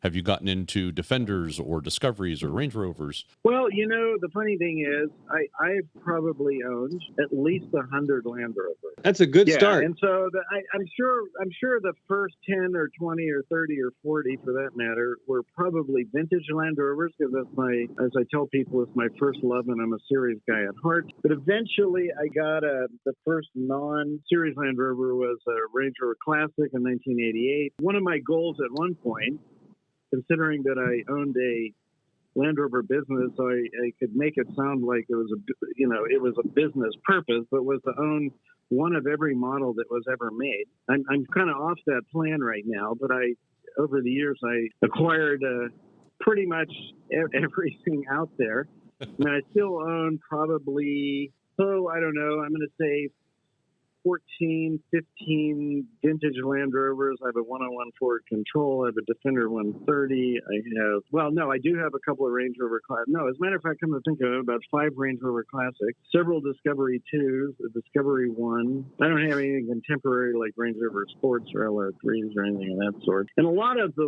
later model ones that I have, Discovery 2s in particular, the Discovery 1, and several of the Range Rover Classics, are vehicles that I've acquired because I have a Land Rover service business, that are decent vehicles that need a lot of work, some mechanical stuff, engines that I'm putting together to sell at some point in the future. I still have, if I added everything up, I probably have somewhere in the range of 25 Land Rovers.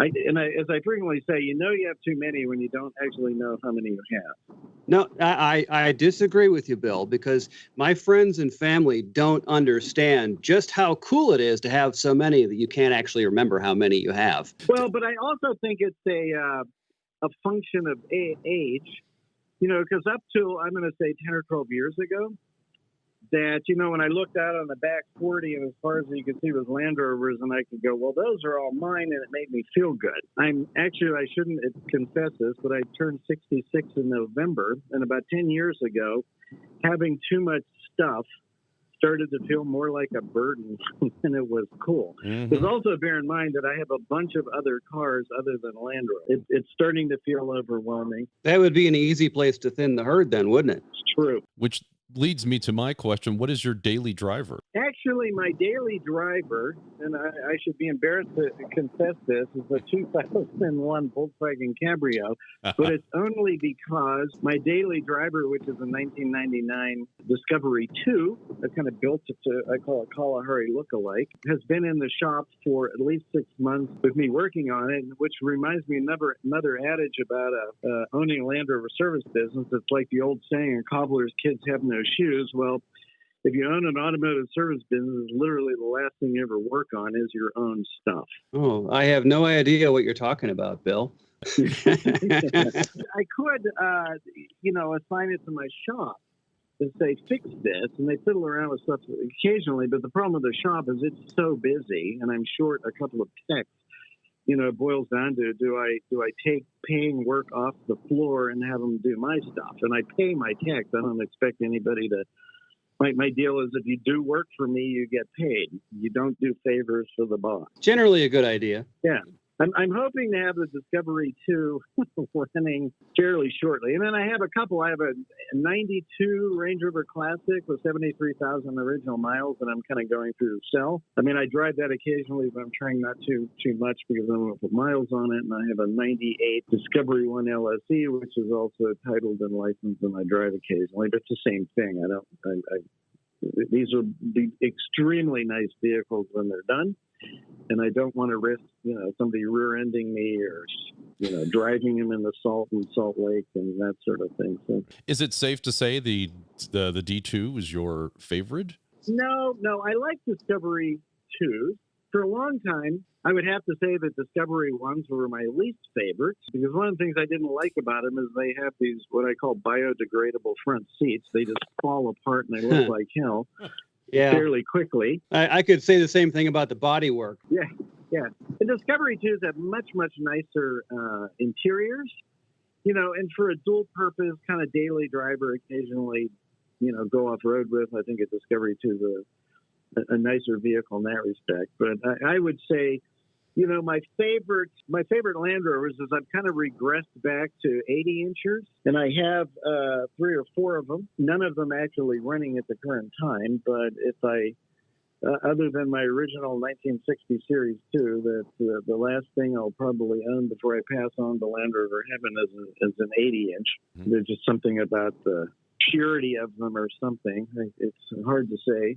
Those are probably my favorite. My second favorite is probably have this fully expedition equipped Defender 130. It's actually a specific model. It's called an African Special. I bought it from my wife's European, and I bought it from her aunt and uncle who purchased it in Frankfurt, Germany, right from the dealership. It's been in Africa half a dozen times. It's been over in the Americas. These relatives were overlanders from the late 70s, I think, and they're still doing it. Your wife's parents are overlanders? No, her an aunt and uncle.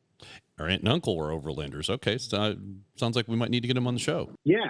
They're somewhere probably in Oman right now. Not only do you own them and you have your business, any thoughts on repairability, fixing trucks? Because I do know you give out that information to people, call you up, and high-level information that you can give to our listeners about, look at this model, look for this, and avoid that in this model. I think it boils down to sort of interest, because, the nice thing about Series Rovers is that they're very, very simple vehicles. They're very simple mechanical devices. And if you've got sort of some mechanical aptitude and experience and desire and some basic tools, it's very easy to diagnose and fix them. Like a lot of vintage Land Rovers, it kind of reminds me of old American muscle cars. You could lift the hood and practically climb in and work on them. And so from that standpoint, I think that's what's appealing about them. The next group is, they're all different, but in reality, they're all the same. Range Rover Classics, Discovery 1s, Defenders, Discovery 2s. I mean, it's what I call like the real Land Rovers.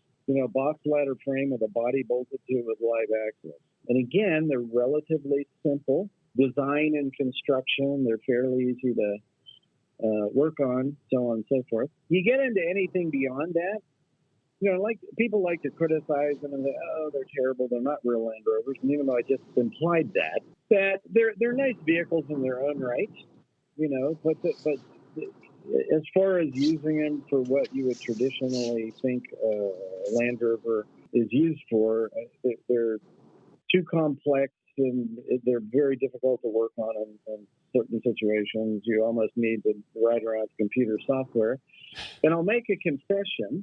I can explain to you like how a modern Land Rover works, electronic engine management and ABS and all of this stuff, because it's basically the same as earlier ones. It's just a little more sophisticated. But if you saw me on the trail It said my car broke down. My Discovery 2 or my LR3 broke down, and I have a scanner here. Can you plug it in and tell me what's wrong with his vehicle? I could not do it. That my shop does that. I don't know how to do it because, quite frankly, I'm just not interested. And I've noticed that's one of the things as you get older in life. It gets harder and harder to force yourself to learn something that you're not interested in. Well, and it's important to understand the things you don't really need to know. Old time, you smell the exhaust and you can tell if it's running rich. And, if you want to figure out where the miss is, you start pulling plug wires and, so on and so forth. It's a lot more hands-on and intuitive and that sort of thing. And, and people misunderstand like diagnostic software. They plug it in and it's going to tell you exactly what is wrong with the car. And frequently it does. It'll tell you exactly your left front ABS sensor is bad. But frequently diagnostic software, it gives you a code. It's actually just one more clue to put into the pile to figure out what's going on with the car. And if you don't have sort of the fundamental knowledge of how an internal combustion engine works and then transmissions work and this and that and the next thing, then you're going to be floundering a little bit trying to figure it out. An example is there's some code on a P38 Range Rover that it's a transmission fault. It comes up as a transmission fault. It has absolutely nothing to do with the transmission. I've seen that on D2s as well. So you still have to be a pretty good mechanic to work on new ones. The software helps you, but it doesn't turn you into a mechanic.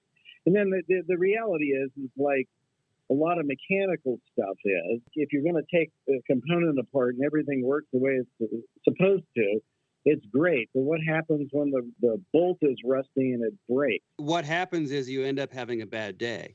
Right, exactly. Or as I call it, it turns into a plumbing job. Or a metallurgical process.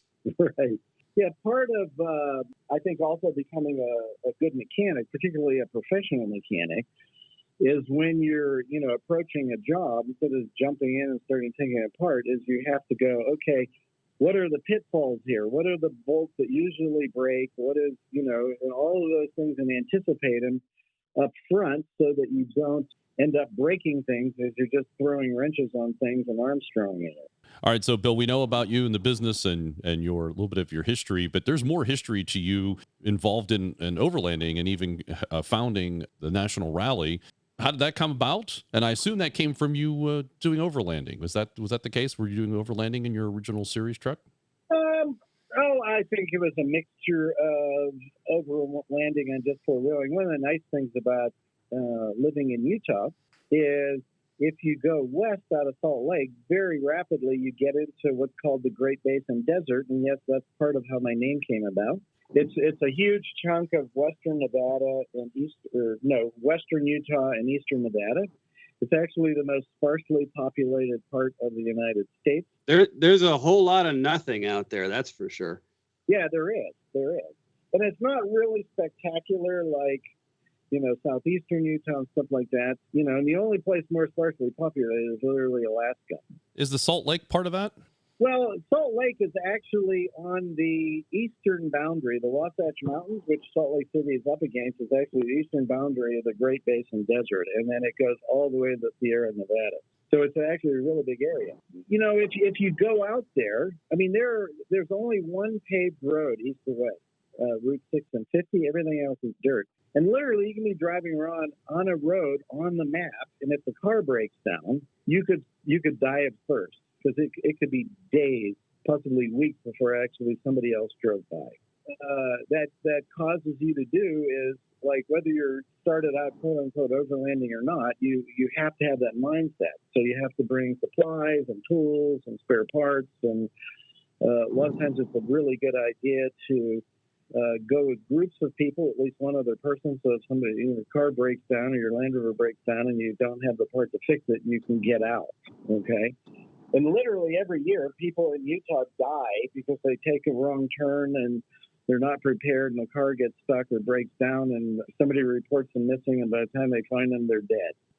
It's a very interesting area, second most favorite area after southeastern Utah. But, that's how I sort of got into it. I was doing the real thing. how I started the National Rally, and I tend to be a starter of things, is, because I started the National Rally in 1989, so I've been into Land Rovers for, I don't know, call it a 12, 13 years. But one day I decided that somebody should start a national rally. And so instead of just thinking somebody should start it, I go, well, I'm going to. And so it basically started by me announcing that we were going to have a national rally. And I'd known some folks in Moab. Like, I was going to Moab long before anybody in the Land Rover community had ever heard of the place. Because, to be honest with you, back in the late 70s, because I had a four-wheel drive before I had the Land Rover, so I started going to Moab probably. I moved to Utah in 74. I actually came through Moab on my way to Salt Lake. So I knew some folks down there. I had some resources to do trail guides and stuff like that. But it basically started because I announced that there was going to be one. And people say, well, why is it a national, how is it a national rally? Well, I can say that, in reality, it started in 89. I'll tell you a story about that in a second. But it really kicked off in 90 and 91. And I remember in 1990, we had people coming from all over the United States. I think the longest travel that somebody did or distance that somebody had traveled was from Florida. And I remember it was a father-son combination, and they came in this little blue 88-inch Land Rover, and they drove the entire way. Yeah, good for them. Yeah, it was pretty impressive. But we had, I think there was 60, 70 vehicles, very few of them from Utah. And it was quite an undertaking because it was very, very busy. It was longer than they do now. It actually went through Monday and Friday, and we were there on each weekend on either end of it, because my feeling was if you were going to come to Utah for National Rally, most people were going to come from a long way away. And so those were set out as travel times to get here. And then I figured if you've driven all the way to get here, that you might as well stay for a week. And but it was like exhausting in some ways. And I remember a group that had showed up semi en masse was folks from the Solihull Society, which is based in Denver. And they had actually even approached me in 1990, and they said, hey, this is a great thing. If you ever decide you want to let this event go, we'd be happy to take it. And I said, okay, I'll keep that in mind. And then we did the next one in 1991, and it was even a little bit bigger and probably even a little more exhausting. And they approached me again, and they said, hey, if you decide you want to pass this along, let us know. And my response was, it's yours. Okay? You can have it, because I'm good at starting things, but once it's going, I don't want to say I get bored with it, but it starts to get routine. The fun goes away in a hurry. Yeah. It's like I want to just come to this more than I want to organize it because it started. But I also think it was a national event. I know there were older Land Rover clubs. I think the Ottawa Valley Land Rover Club in Canada is older. The Rovers Owners Association of Virginia is a little older. But I think this one, like I said, it was national because I said it was. We had people from all over the country, and this was actually the very first time that Land Rover North America, which was called Range Rover North America at the time, actually participated in a rally. I'm not 100% positive about that, but they'd only come into the United States in 87. And this is also where I met Tom Collins, who runs the Camel Trophy. Mm-hmm. He came there he actually brought some Defender in 1991, I believe it was. And obviously they didn't sell them here until 94. It was the start of a big thing, and it had a pretty good run. It's actually getting merged with several other clubs out here, the Arizona Club, the Southern California Club, and then they're going to kind of jointly run.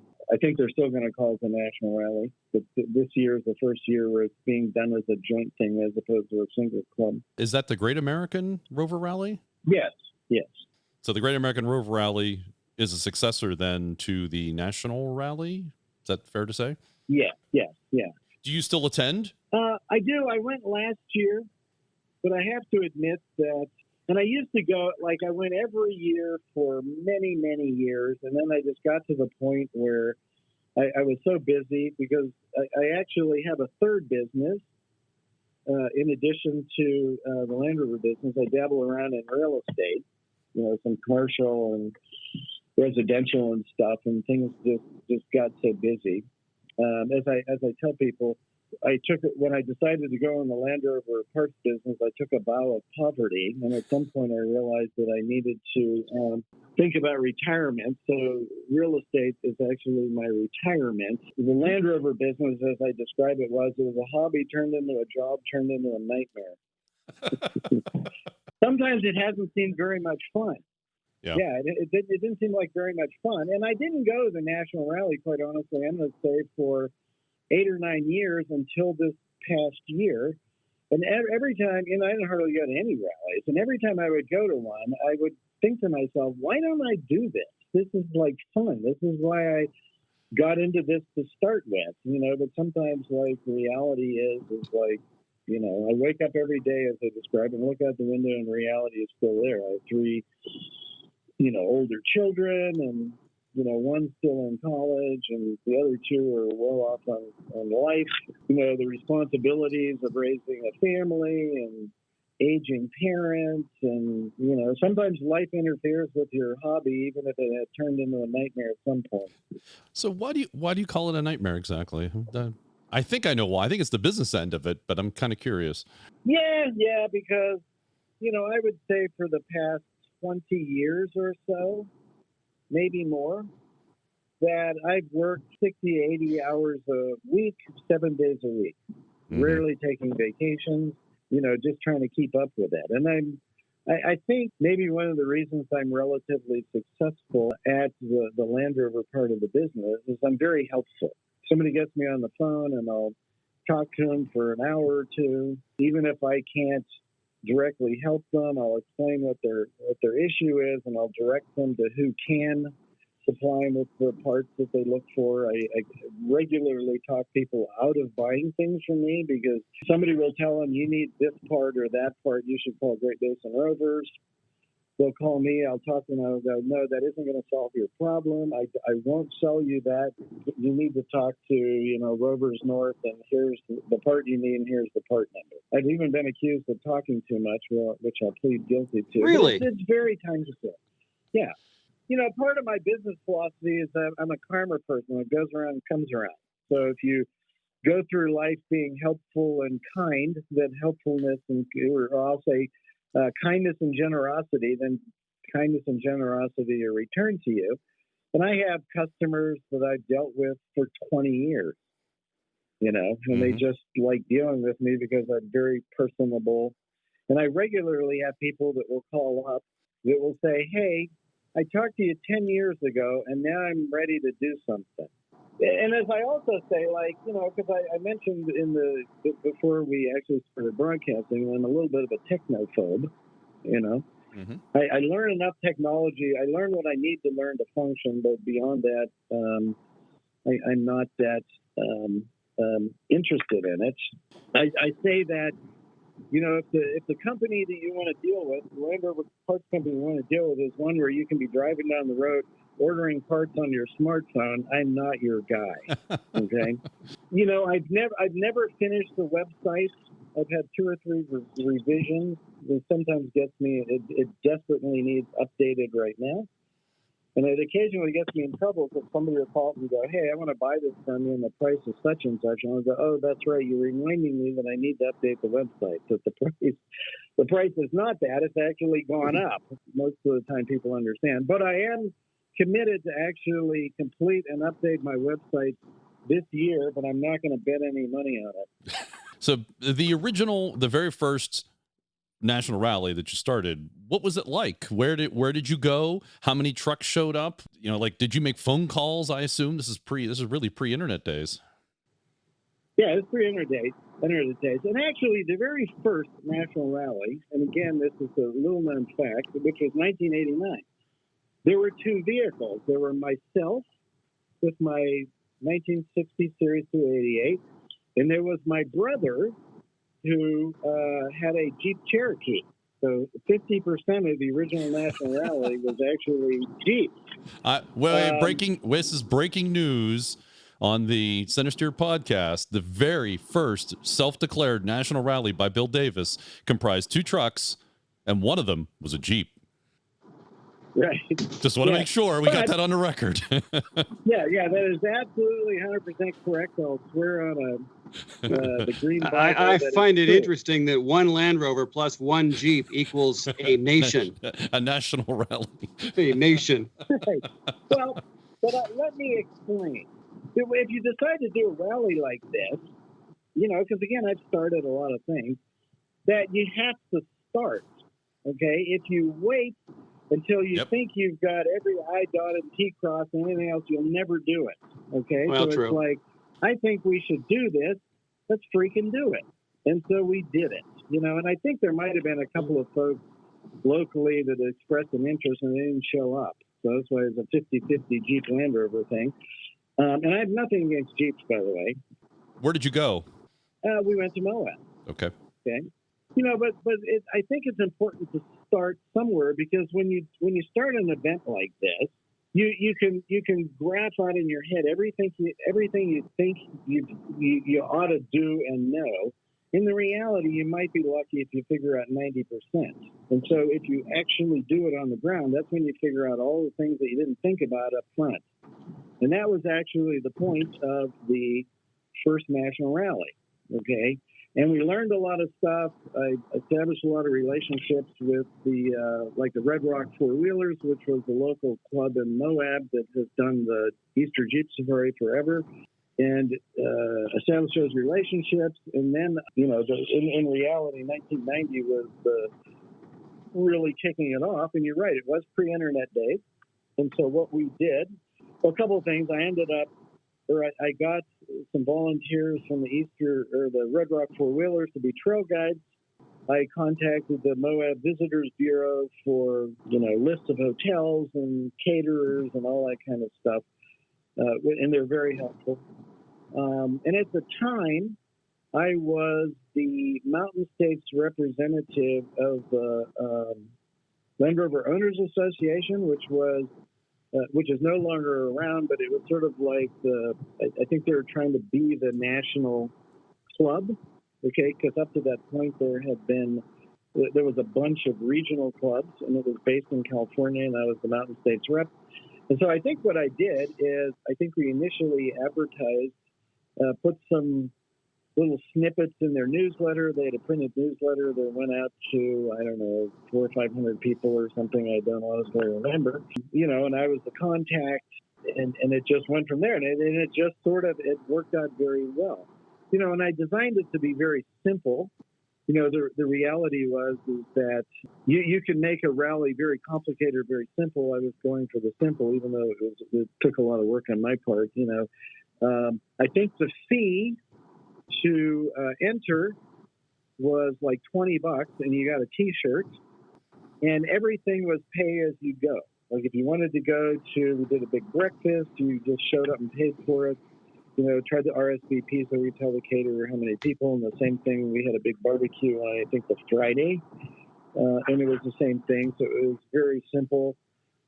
I think one of the problems with rallies nowadays is that, it's $300 a person and $150 on top of that for every person. And it can actually be very expensive, particularly if you have a bigger family, and a lot of folks, the funny thing is after the national rally, the Soul Hall Society took it over and they made a kind of a big shindig, and they were donating money to various groups and so on and so forth. There's a lot of local people in Salt Lake. They didn't go.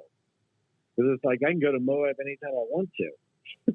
Why would I pay $350 to go to Moab and go off-roading, The second year, because we had so many people from Colorado, I would say probably a third of the people, probably, maybe 40% of the people from Colorado, from the Soul Society. There was some state pride, and they said, maybe we should split this rally between the two states. So actually, the second rally started in Moab and ended up in, I think, Ouray, Colorado, or maybe it was vice versa. It's been so long, I don't remember. And that actually started the tradition that the National Rally had for years and years and years, up until potentially 2021, is 1 year it would be in Moab, and the next year it would be in Colorado. And then the next year after that, it was back in Moab. So it just bounced back and forth between the two, which I think is appropriate because they're both very scenic areas. Well, they have a lot of off-roading. They're different in that Utah off-roading tends to be more technically challenging and also very scenic, and Colorado off-roading tends to be very, very scenic but less technical. Do you have photos from the first National Rally? I do. Maybe you could share them with me. I'd like to share them, if that's possible. Yes, I would be happy to do that. The only caveat to that is I have to find them. So, I know they're not digitized. I know they're not online anywhere. Yeah, they're not digitized, but I would be happy to, because one of the things that I was going to do with the Soul Hole Society, and I'm not sure what they ever did it, is that they wanted to write a definitive history of the National Rally. And I remember I provided a lot of information to them, but I'm not sure it actually ever made it to, a website or something like that. Because I'll say a word about clubs. And I've been involved in a lot of different clubs and nonprofit activities and starting activities and stuff. Is that any kind of volunteer organization, the fortunes ebb and flow. And I think right now one of the motivations for the Soul Society combining with the Arizona Club and everybody else to do the Great American Rally or whatever it's called now is that their fortunes are kind of on an ebb side. Yeah, and I think any of the listeners here, or not listeners, but the facilitators, you and Dixon and everybody else that I know have been involved in clubs, is that, and I know you've heard that what's called the 80-20 rule, 20% of the people do 80% of the work. I actually have my own version of that, which is a 95-5. It's like 5%. Yeah, I was just going to say, that's a little closer. Yeah, do 95% of the work. And it's dependent upon a very few key people. And when they, their lives get complicated or whatever and they move on, sometimes you can go from a very thriving club to one that's certainly in an ebb phase. We have that here in Pittsburgh. Pittsburgh has a Land Rover club, and we've been in a big ebb for a number of years. Right. And it's difficult to try to even resurrect it. And that's where we are. And it's a testament, actually, to see being involved in a club, and Pittsburgh's ones are relatively small, admittedly, but it's a testament to the clubs that have survived for 30-40 years, even with ebbs and flows, that they have continued. ROAV and OVLR and Sully Hall Society. I mean, that's it's excellent. Right. It's excellent. It's very difficult. It takes some truly dedicated and sick people to keep them going. It does. Yeah. And I'm glad you mentioned Pittsburgh. I'm originally from Pittsburgh. I grew up in Monroeville. My formative years, I spent age 4 through 20 in Pittsburgh. I call it my formative years. And as I tell people, you can take the boy out of Pittsburgh, but you can't take Pittsburgh out of the boy. Fond memories. I would agree. Do you drop any Pittsburghese? Occasionally, and I do use Pittsburghese, the example. And as I describe it, Pittsburghese is not necessarily an accent. It's like phrases and specific words. Like, as an example, if it snows and the sidewalk's all icy in Pittsburgh, that's slippy. It's not slippery, it's slippy. That's a Scottish word. We got that from Scotland. In Scotland, they will say slippy also. And then another one, which I lived in Salt Lake City, because I've lived in Salt Lake City now for 46 years. And I went 20 years before I realized that nobody knew what the word nebby was. Do you know what nebby is? Oh, absolutely know what nebby is. So let me see if you know. Nebby, gum band. Yeah, that's a rubber band. Red Up. Red Up. That one actually doesn't sound familiar. That's my personal Pittsburgh favorite, is Red Up. That means ready up, and as in get the room ready up. You're going to clean it and prepare it. No, Pittsburghese picked up, especially when the Pittsburgh diaspora, when the steel industry collapsed and a lot of Pittsburghers moved away to find other jobs in other parts of the country, such as yourself. You were in the right time period for that. At the same time, there was the rise of the Pittsburgh Steelers in football, and so Pittsburghers carried their pride with them through football. And then all of a sudden, there was this discovery that there was a Pittsburgh dialect or Pittsburgh accent and all these words and phrases being used. I discovered my mother actually had a book. There's this little book. The title is Pittsburghese. Yeah, and I actually have that book. And I remember it was a shock to me to read it. It was like I was discovering this for the first time. Like, I thought I spoke totally normal with like zero accent. Then of course there's the second person plural, yins. Yeah, Ewan, that's definitely a Pittsburgh deal. No interest in Land Rovers when you're in the Pittsburgh area? I didn't, because I don't think I ever saw one. Because, it's like that latent desire to own one, but you only know it if you see one. And I don't think there's actually very many in Pittsburgh. I honestly don't know if I ever literally saw one when I was very few and far between. It's definitely grown in the number of years since you were here. But yeah, I can see that it was that there were it was a steel making area, so a lot of the steel went into making American domestic vehicles. So there's a very high domestic ownership of cars around here. They seem to proliferate in legend, though, because you always hear about if you go down that road there where the Pizza Hut used to be and you turn left, there's one on the corner. Thank you, Harold.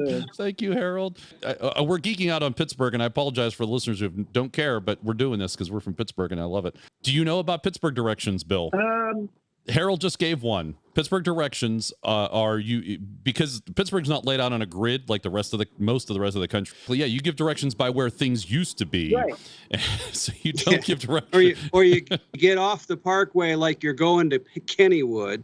Pittsburgh, which I think is one of the hardest places to negotiate around in terms of routes and stuff, and I'm going to come back to that. And I moved to Salt Lake City, which is literally one of the easiest, because in the center of town is a statue of Brigham Young, I think, and then all the streets are literally a grid system of east, west, north, and south. And so, an address might be, well, that's 4th East and 7th South, where it's like you could have never been there before, and you can find it, because as long as you understand the statue in the middle of town everything is based on that. It's incredibly easy to get around. I mean, once you start getting further out of town, then you have roads going up on diagonals and stuff, but they still have addresses based on that grid system.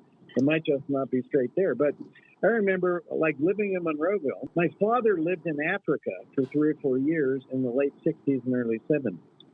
And I used to drive him to, he'd come home every 3 months or something. And I would drive to the airport and pick him up and drive all the way back to Monroeville. It was probably pretty close to 40, 50 miles. And then a couple, 2, 3 weeks later, I'd drive him back. And when you got on the interstate in Monroeville and you drove to the airport, which was on the west side of the city, but you would get on the parkway, you would never get off of it, and the route signs changed 4 times. In Monroeville, I think it was Route 376, yes. And then it got Route 10, and then Route 60, and I can't remember what it was on the other side of Pittsburgh. And for a while, I lived in Oakland, and I remember Beechwood Boulevard. You would get on Beechwood Boulevard, you'd be driving along, you wouldn't get off the street, the same damn street, and then suddenly you look at the sign and there was something else, and you go, well, I don't know, I know the route, I know where I'm going, and you go a little while longer, and then it would turn back into Beechwood Boulevard. It was challenging. But the other thing that's different here is the Salt Lake Valley. It's on the east side, it's got 11,000-foot mountains, and on the west side, it's got 10,000-foot mountains. And unless we're in an inversion, you can see them. So you always know if you're going north or south or east or west, you have some sense of direction. In Pittsburgh, there's no idea which direction you're going. No, none. Have you been back? Have you been back to Pittsburgh, Bill? Yes, but not that often, and it's been a while because I have no family that lives there anymore. Well, I would encourage you. There is a wonderful, you're a car person. There's a wonderful event. Our listeners already know what I'm going to talk about. It's the Pittsburgh Vintage Grand Prix. It's a fantastic event in July. You should go. If you're ever thinking about coming back, come on. We'll set you up. You have a place to stay, and we can take you to the event. It's fun. It's a good time. I almost went last year. It's on one of my bucket lists to go. As a matter of fact, I've got a couple of friends out here who originally from Pittsburgh, and one of them actually always goes back to it because I'm also into vintage racing and stuff. Definitely on my bucket list. I want to come. It's just been difficult, particularly the last couple of years. I'm trying to wrap up some real estate projects and that sort of thing. But I don't know. Probably not this coming year. I want to use a Bill Davisism. Just do it, Bill. Just do it. I guarantee you, I will make it back. And you're reminding me that I should plan it for the summer. So another event that I actually started in Salt Lake was the All British Car, Motorcycle, and Tractor Show, and it last year was either its 27th or 28th year. It's the third weekend of June, which usually corresponds to Father's Day. It's actually a website, BritishFieldDay.com. BritishFieldDay.com started that. It took me a lot longer to get out of running it literally just in the last 2 or 4 years, but I'm still sort of involved in it. And that's why, like, as far as like vintage racing goes, I think that the the Pittsburgh Grand Prix is actually like the premier event in the country, which is why I want to go there. It's the only, Harold, correct me if I'm wrong, it's the only North American city that you can race vintage cars on city streets, something like that. Something like that, yeah. Looking now at British Field Day, a celebration of British vehicles. So there's an event if you're in the Salt Lake area, in the Utah area. The British Motor Club of Utah, Utah British Bike Club, and such others. Lotus Club, Minis, the Great Basin Land Rover Club. Oh, so what's your involvement with the Great Basin Land Rover Club? Yeah, because I was going to say, if you hadn't mentioned it, to bring it back around to Land Rover, the Land Rover community here makes a very good showing at it. It'll be somewhere between, 10 and 20 plus vehicles. The Great Basin Land Rover Club, as I point out to people, has no official affiliation with Great Basin Rovers, but it was the club that came out of, I mentioned earlier that the Land Rover Owners Association had started this kind of national deal, and I was running the Mountain States chapter of it. When the Land Rover Owners Association sort of passed into Land Rover heaven, then, I think various, the chapters started their own clubs, and so the Mountain States chapter ended up being the Great Basin Land Rover Club. And I was actually ran it and was very active in it for several years, but eventually I sort of let it go because when your occupation is Land Rovers and you're dealing with them, 60, 80 hours a week, I'll be honest with you, that the last thing you want to do other than work on your own vehicle is help run the local club. You burn out. So I participated in events and stuff like that, but I wanted to get out of actually any kind of executive or leadership role in it. And to be honest with you, the Great Basin Land Rover Club is sort of in an ebb phase too.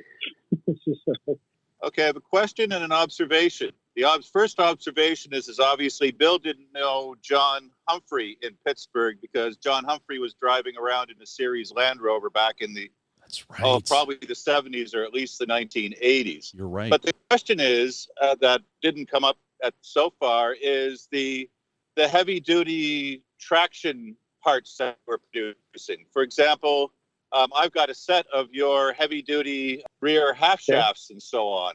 And I know you were doing something with differentials and so on. Are you still doing any of that? Yeah, I make my own ring and pinion sets. Yeah, and I'm releasing more as time goes on. I direct with Detroit and ARB and all those folks, and so traction style differentials. And part of the reason why, and I started to say this, I tell people I like to engage in what I call recreational off-roading. Okay, trail repairs do not fall under the umbrella of recreation, in my opinion. Too much work and not enough fun. Usually when you break something on the trail, it's dark, it's raining, it's muddy, the bugs are bad, and your wife's getting pissed off, or, some or all of the above, and that doesn't seem like very much fun to me. Plus, I really don't like eating camp food with hands that smell like gear oil. It's less appetizing. Yeah, it's the unwanted condiment. And then out here, you break down out on the trail, and it's not like walk out 100 yards and make a phone call from the closest 7-Eleven. If you drive 2 hours in on a trail and you break and you're by yourself and you go to walk out, you could be 50 miles. Desert conditions if you didn't bring food and water. And this is why you created heavy duty it was just to make the drivetrains? vehicle, because vintage Land Rovers particularly have a very obvious weak point, which is rear axles and rear diffs aren't all that good either. And it was just to make a very good vehicle even better. And how long did it take you to do that? Was this like assume an iterative process, and you came up with your own parts? Yeah, I developed some myself. I buy some from other folks and that sort of thing. But I started doing the heavy-duty drivetrain thing, I would say, in the mid-'90s is when I got into it. And this is just for series trucks or Defenders and Discos? Or it was for series, but then the mid-'90s about when, Defenders were being imported here and Range Rover Classics had been around for a couple of years, and people were starting to modify them and stuff. And so when the business took off, quite frankly, it was all your coil spring stuff. It was about 99-1. But one of the very interesting things that I think happened in the hobby is that a lot of folks got involved in it because they bought a Discovery One or a Defender or Range Rover Classic, and they discovered that this vehicle had an amazing heritage and history. And a lot of those people started to buy vintage Land Rover, to the point where a lot of them have sold their coil spring stuff and still have vintage Land Rover. And so now a much larger percentage of the business is vintage Land Rover stuff. I mean, it's not 50-50, it's probably maybe 80-20 now. Something that helped with that was the demographics of the hobby. Vintage Land Rover owners traditionally were known as being very thrifty. You know, somebody would call you up and they'd go, hey, do you have like points for a 2325D distributor? And you go, yeah, I do. And they go, how much are they? And you'd say $3.76. And they go, no, thanks. I'm going to buy them from Atlantic British. They're $2.50. It's like a quarter difference. So if you were asking them to spend hundreds of dollars on axles and stuff, it just wasn't happening, or it wasn't happening very often. But like I said, I think the demographics have changed. The vehicles are worth a lot more money, and so people have the funds to invest in them, and it makes sense to do it, and so on and so forth. And you notice I said vintage Land Rover owners are traditionally thrifty, which I think is merely a description as opposed to calling them cheap, which is not a complimentary word. You know? So I think the future is bright for the whole hobby. I think a lot of people have come to appreciate all Land Rovers, but in particular vintage Land Rovers, and I think that portends well for the sport and hobby going into the future. Bill, this has been wonderful. It was great to talk with you. I want to thank Abel Rovertor for making sure that we connected and could hear from you. And this is wonderful. This is good. This is one of the things I like about the podcast. We can capture the history so that people understand where things came from, especially here in North America, and the history of the people that have gotten us to where we are. Thanks, Bill. Yeah. And then also mention that we did meet at, I went to the Mid-Atlantic Rally. And I forgot. And we met there, which was kind of nice. Yes. So I went to 2 rallies last year and hope to make particularly the Mid-Atlantic Rally a regular affair, because I actually have some family connections in Virginia. What other rallies are you going to this year besides Mar? I haven't decided yet, although I have told people I'm definitely not going to the winter romp, because I think off-roading is something that should be done in pleasant weather, not cold weather. But come on, Bill. What the future brings. You seem like a guy who likes a challenge, and the Maine Winter Romp will challenge you. And it may even be the biggest rally in the continent this year. They're past 175 trucks now. Right. I mean, part of the problem is if I go to it, I want to go with a vehicle, or I prefer to go with a vehicle, and it would take a good solid 3 days driving to get there, and then a solid 3 days back. So it probably won't happen this year, but who knows, maybe 2021. Are you familiar with Oxford, Bill? The city in England? No, the storied truck SNX 891 that did the Oxford-Cambridge expedition. Oh, yeah. Okay. I am actually, because I think Rover owners, I read about it in the magazine. Yep. And I think Rovers Owners Association of Virginia actually did something to kind of sponsor them when they were here or something. I don't remember the details.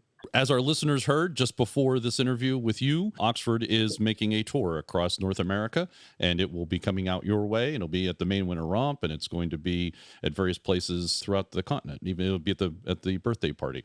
So hopefully, Bill will get out your. It's going to be at the Great American Rover Rally too. Okay, well I'll probably see it one way or another then. Yeah, because that was a very interesting story. They found the vehicle on some island somewhere. And yep. It was a complete relic, and they completely rebuilt it. And we have 2 whole episodes of the podcast where we talked to Adam Bennett, and he gave us the whole story on retrieving Oxford. Cool. Interesting. Well, thanks again, Bill. Appreciate you coming on the show. And if you come out this way to Pittsburgh, we'll hook you up. Well, now that I definitely know some folks, I'll definitely stay in touch.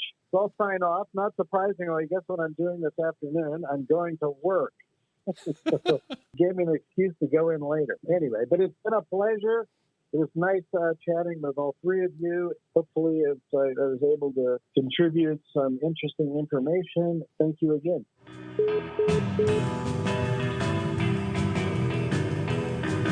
We hope you enjoyed show number 82 for January of 2020. I want to thank Dixon, who's getting towards the border, the Canadian-American border. Thanks, Dixon. You're welcome. Hopefully you successfully transition to the border. Hopefully they don't shake. So too.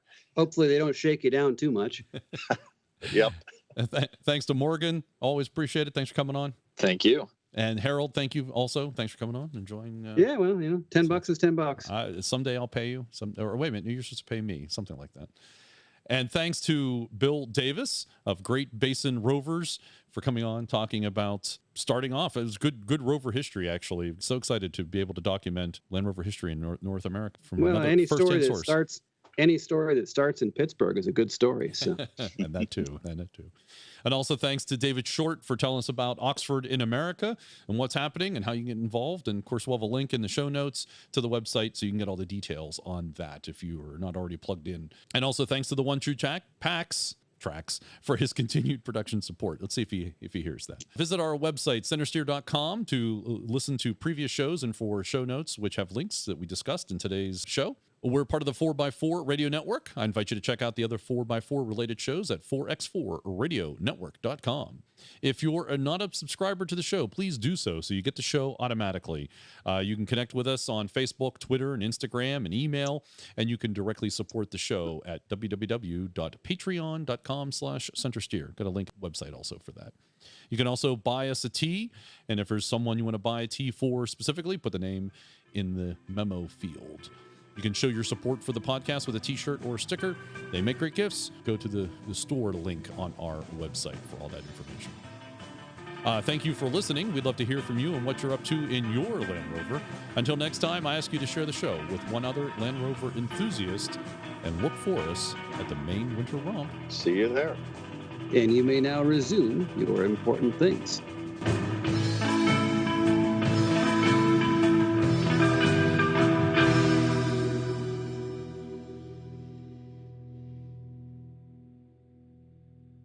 Let's freaking do it.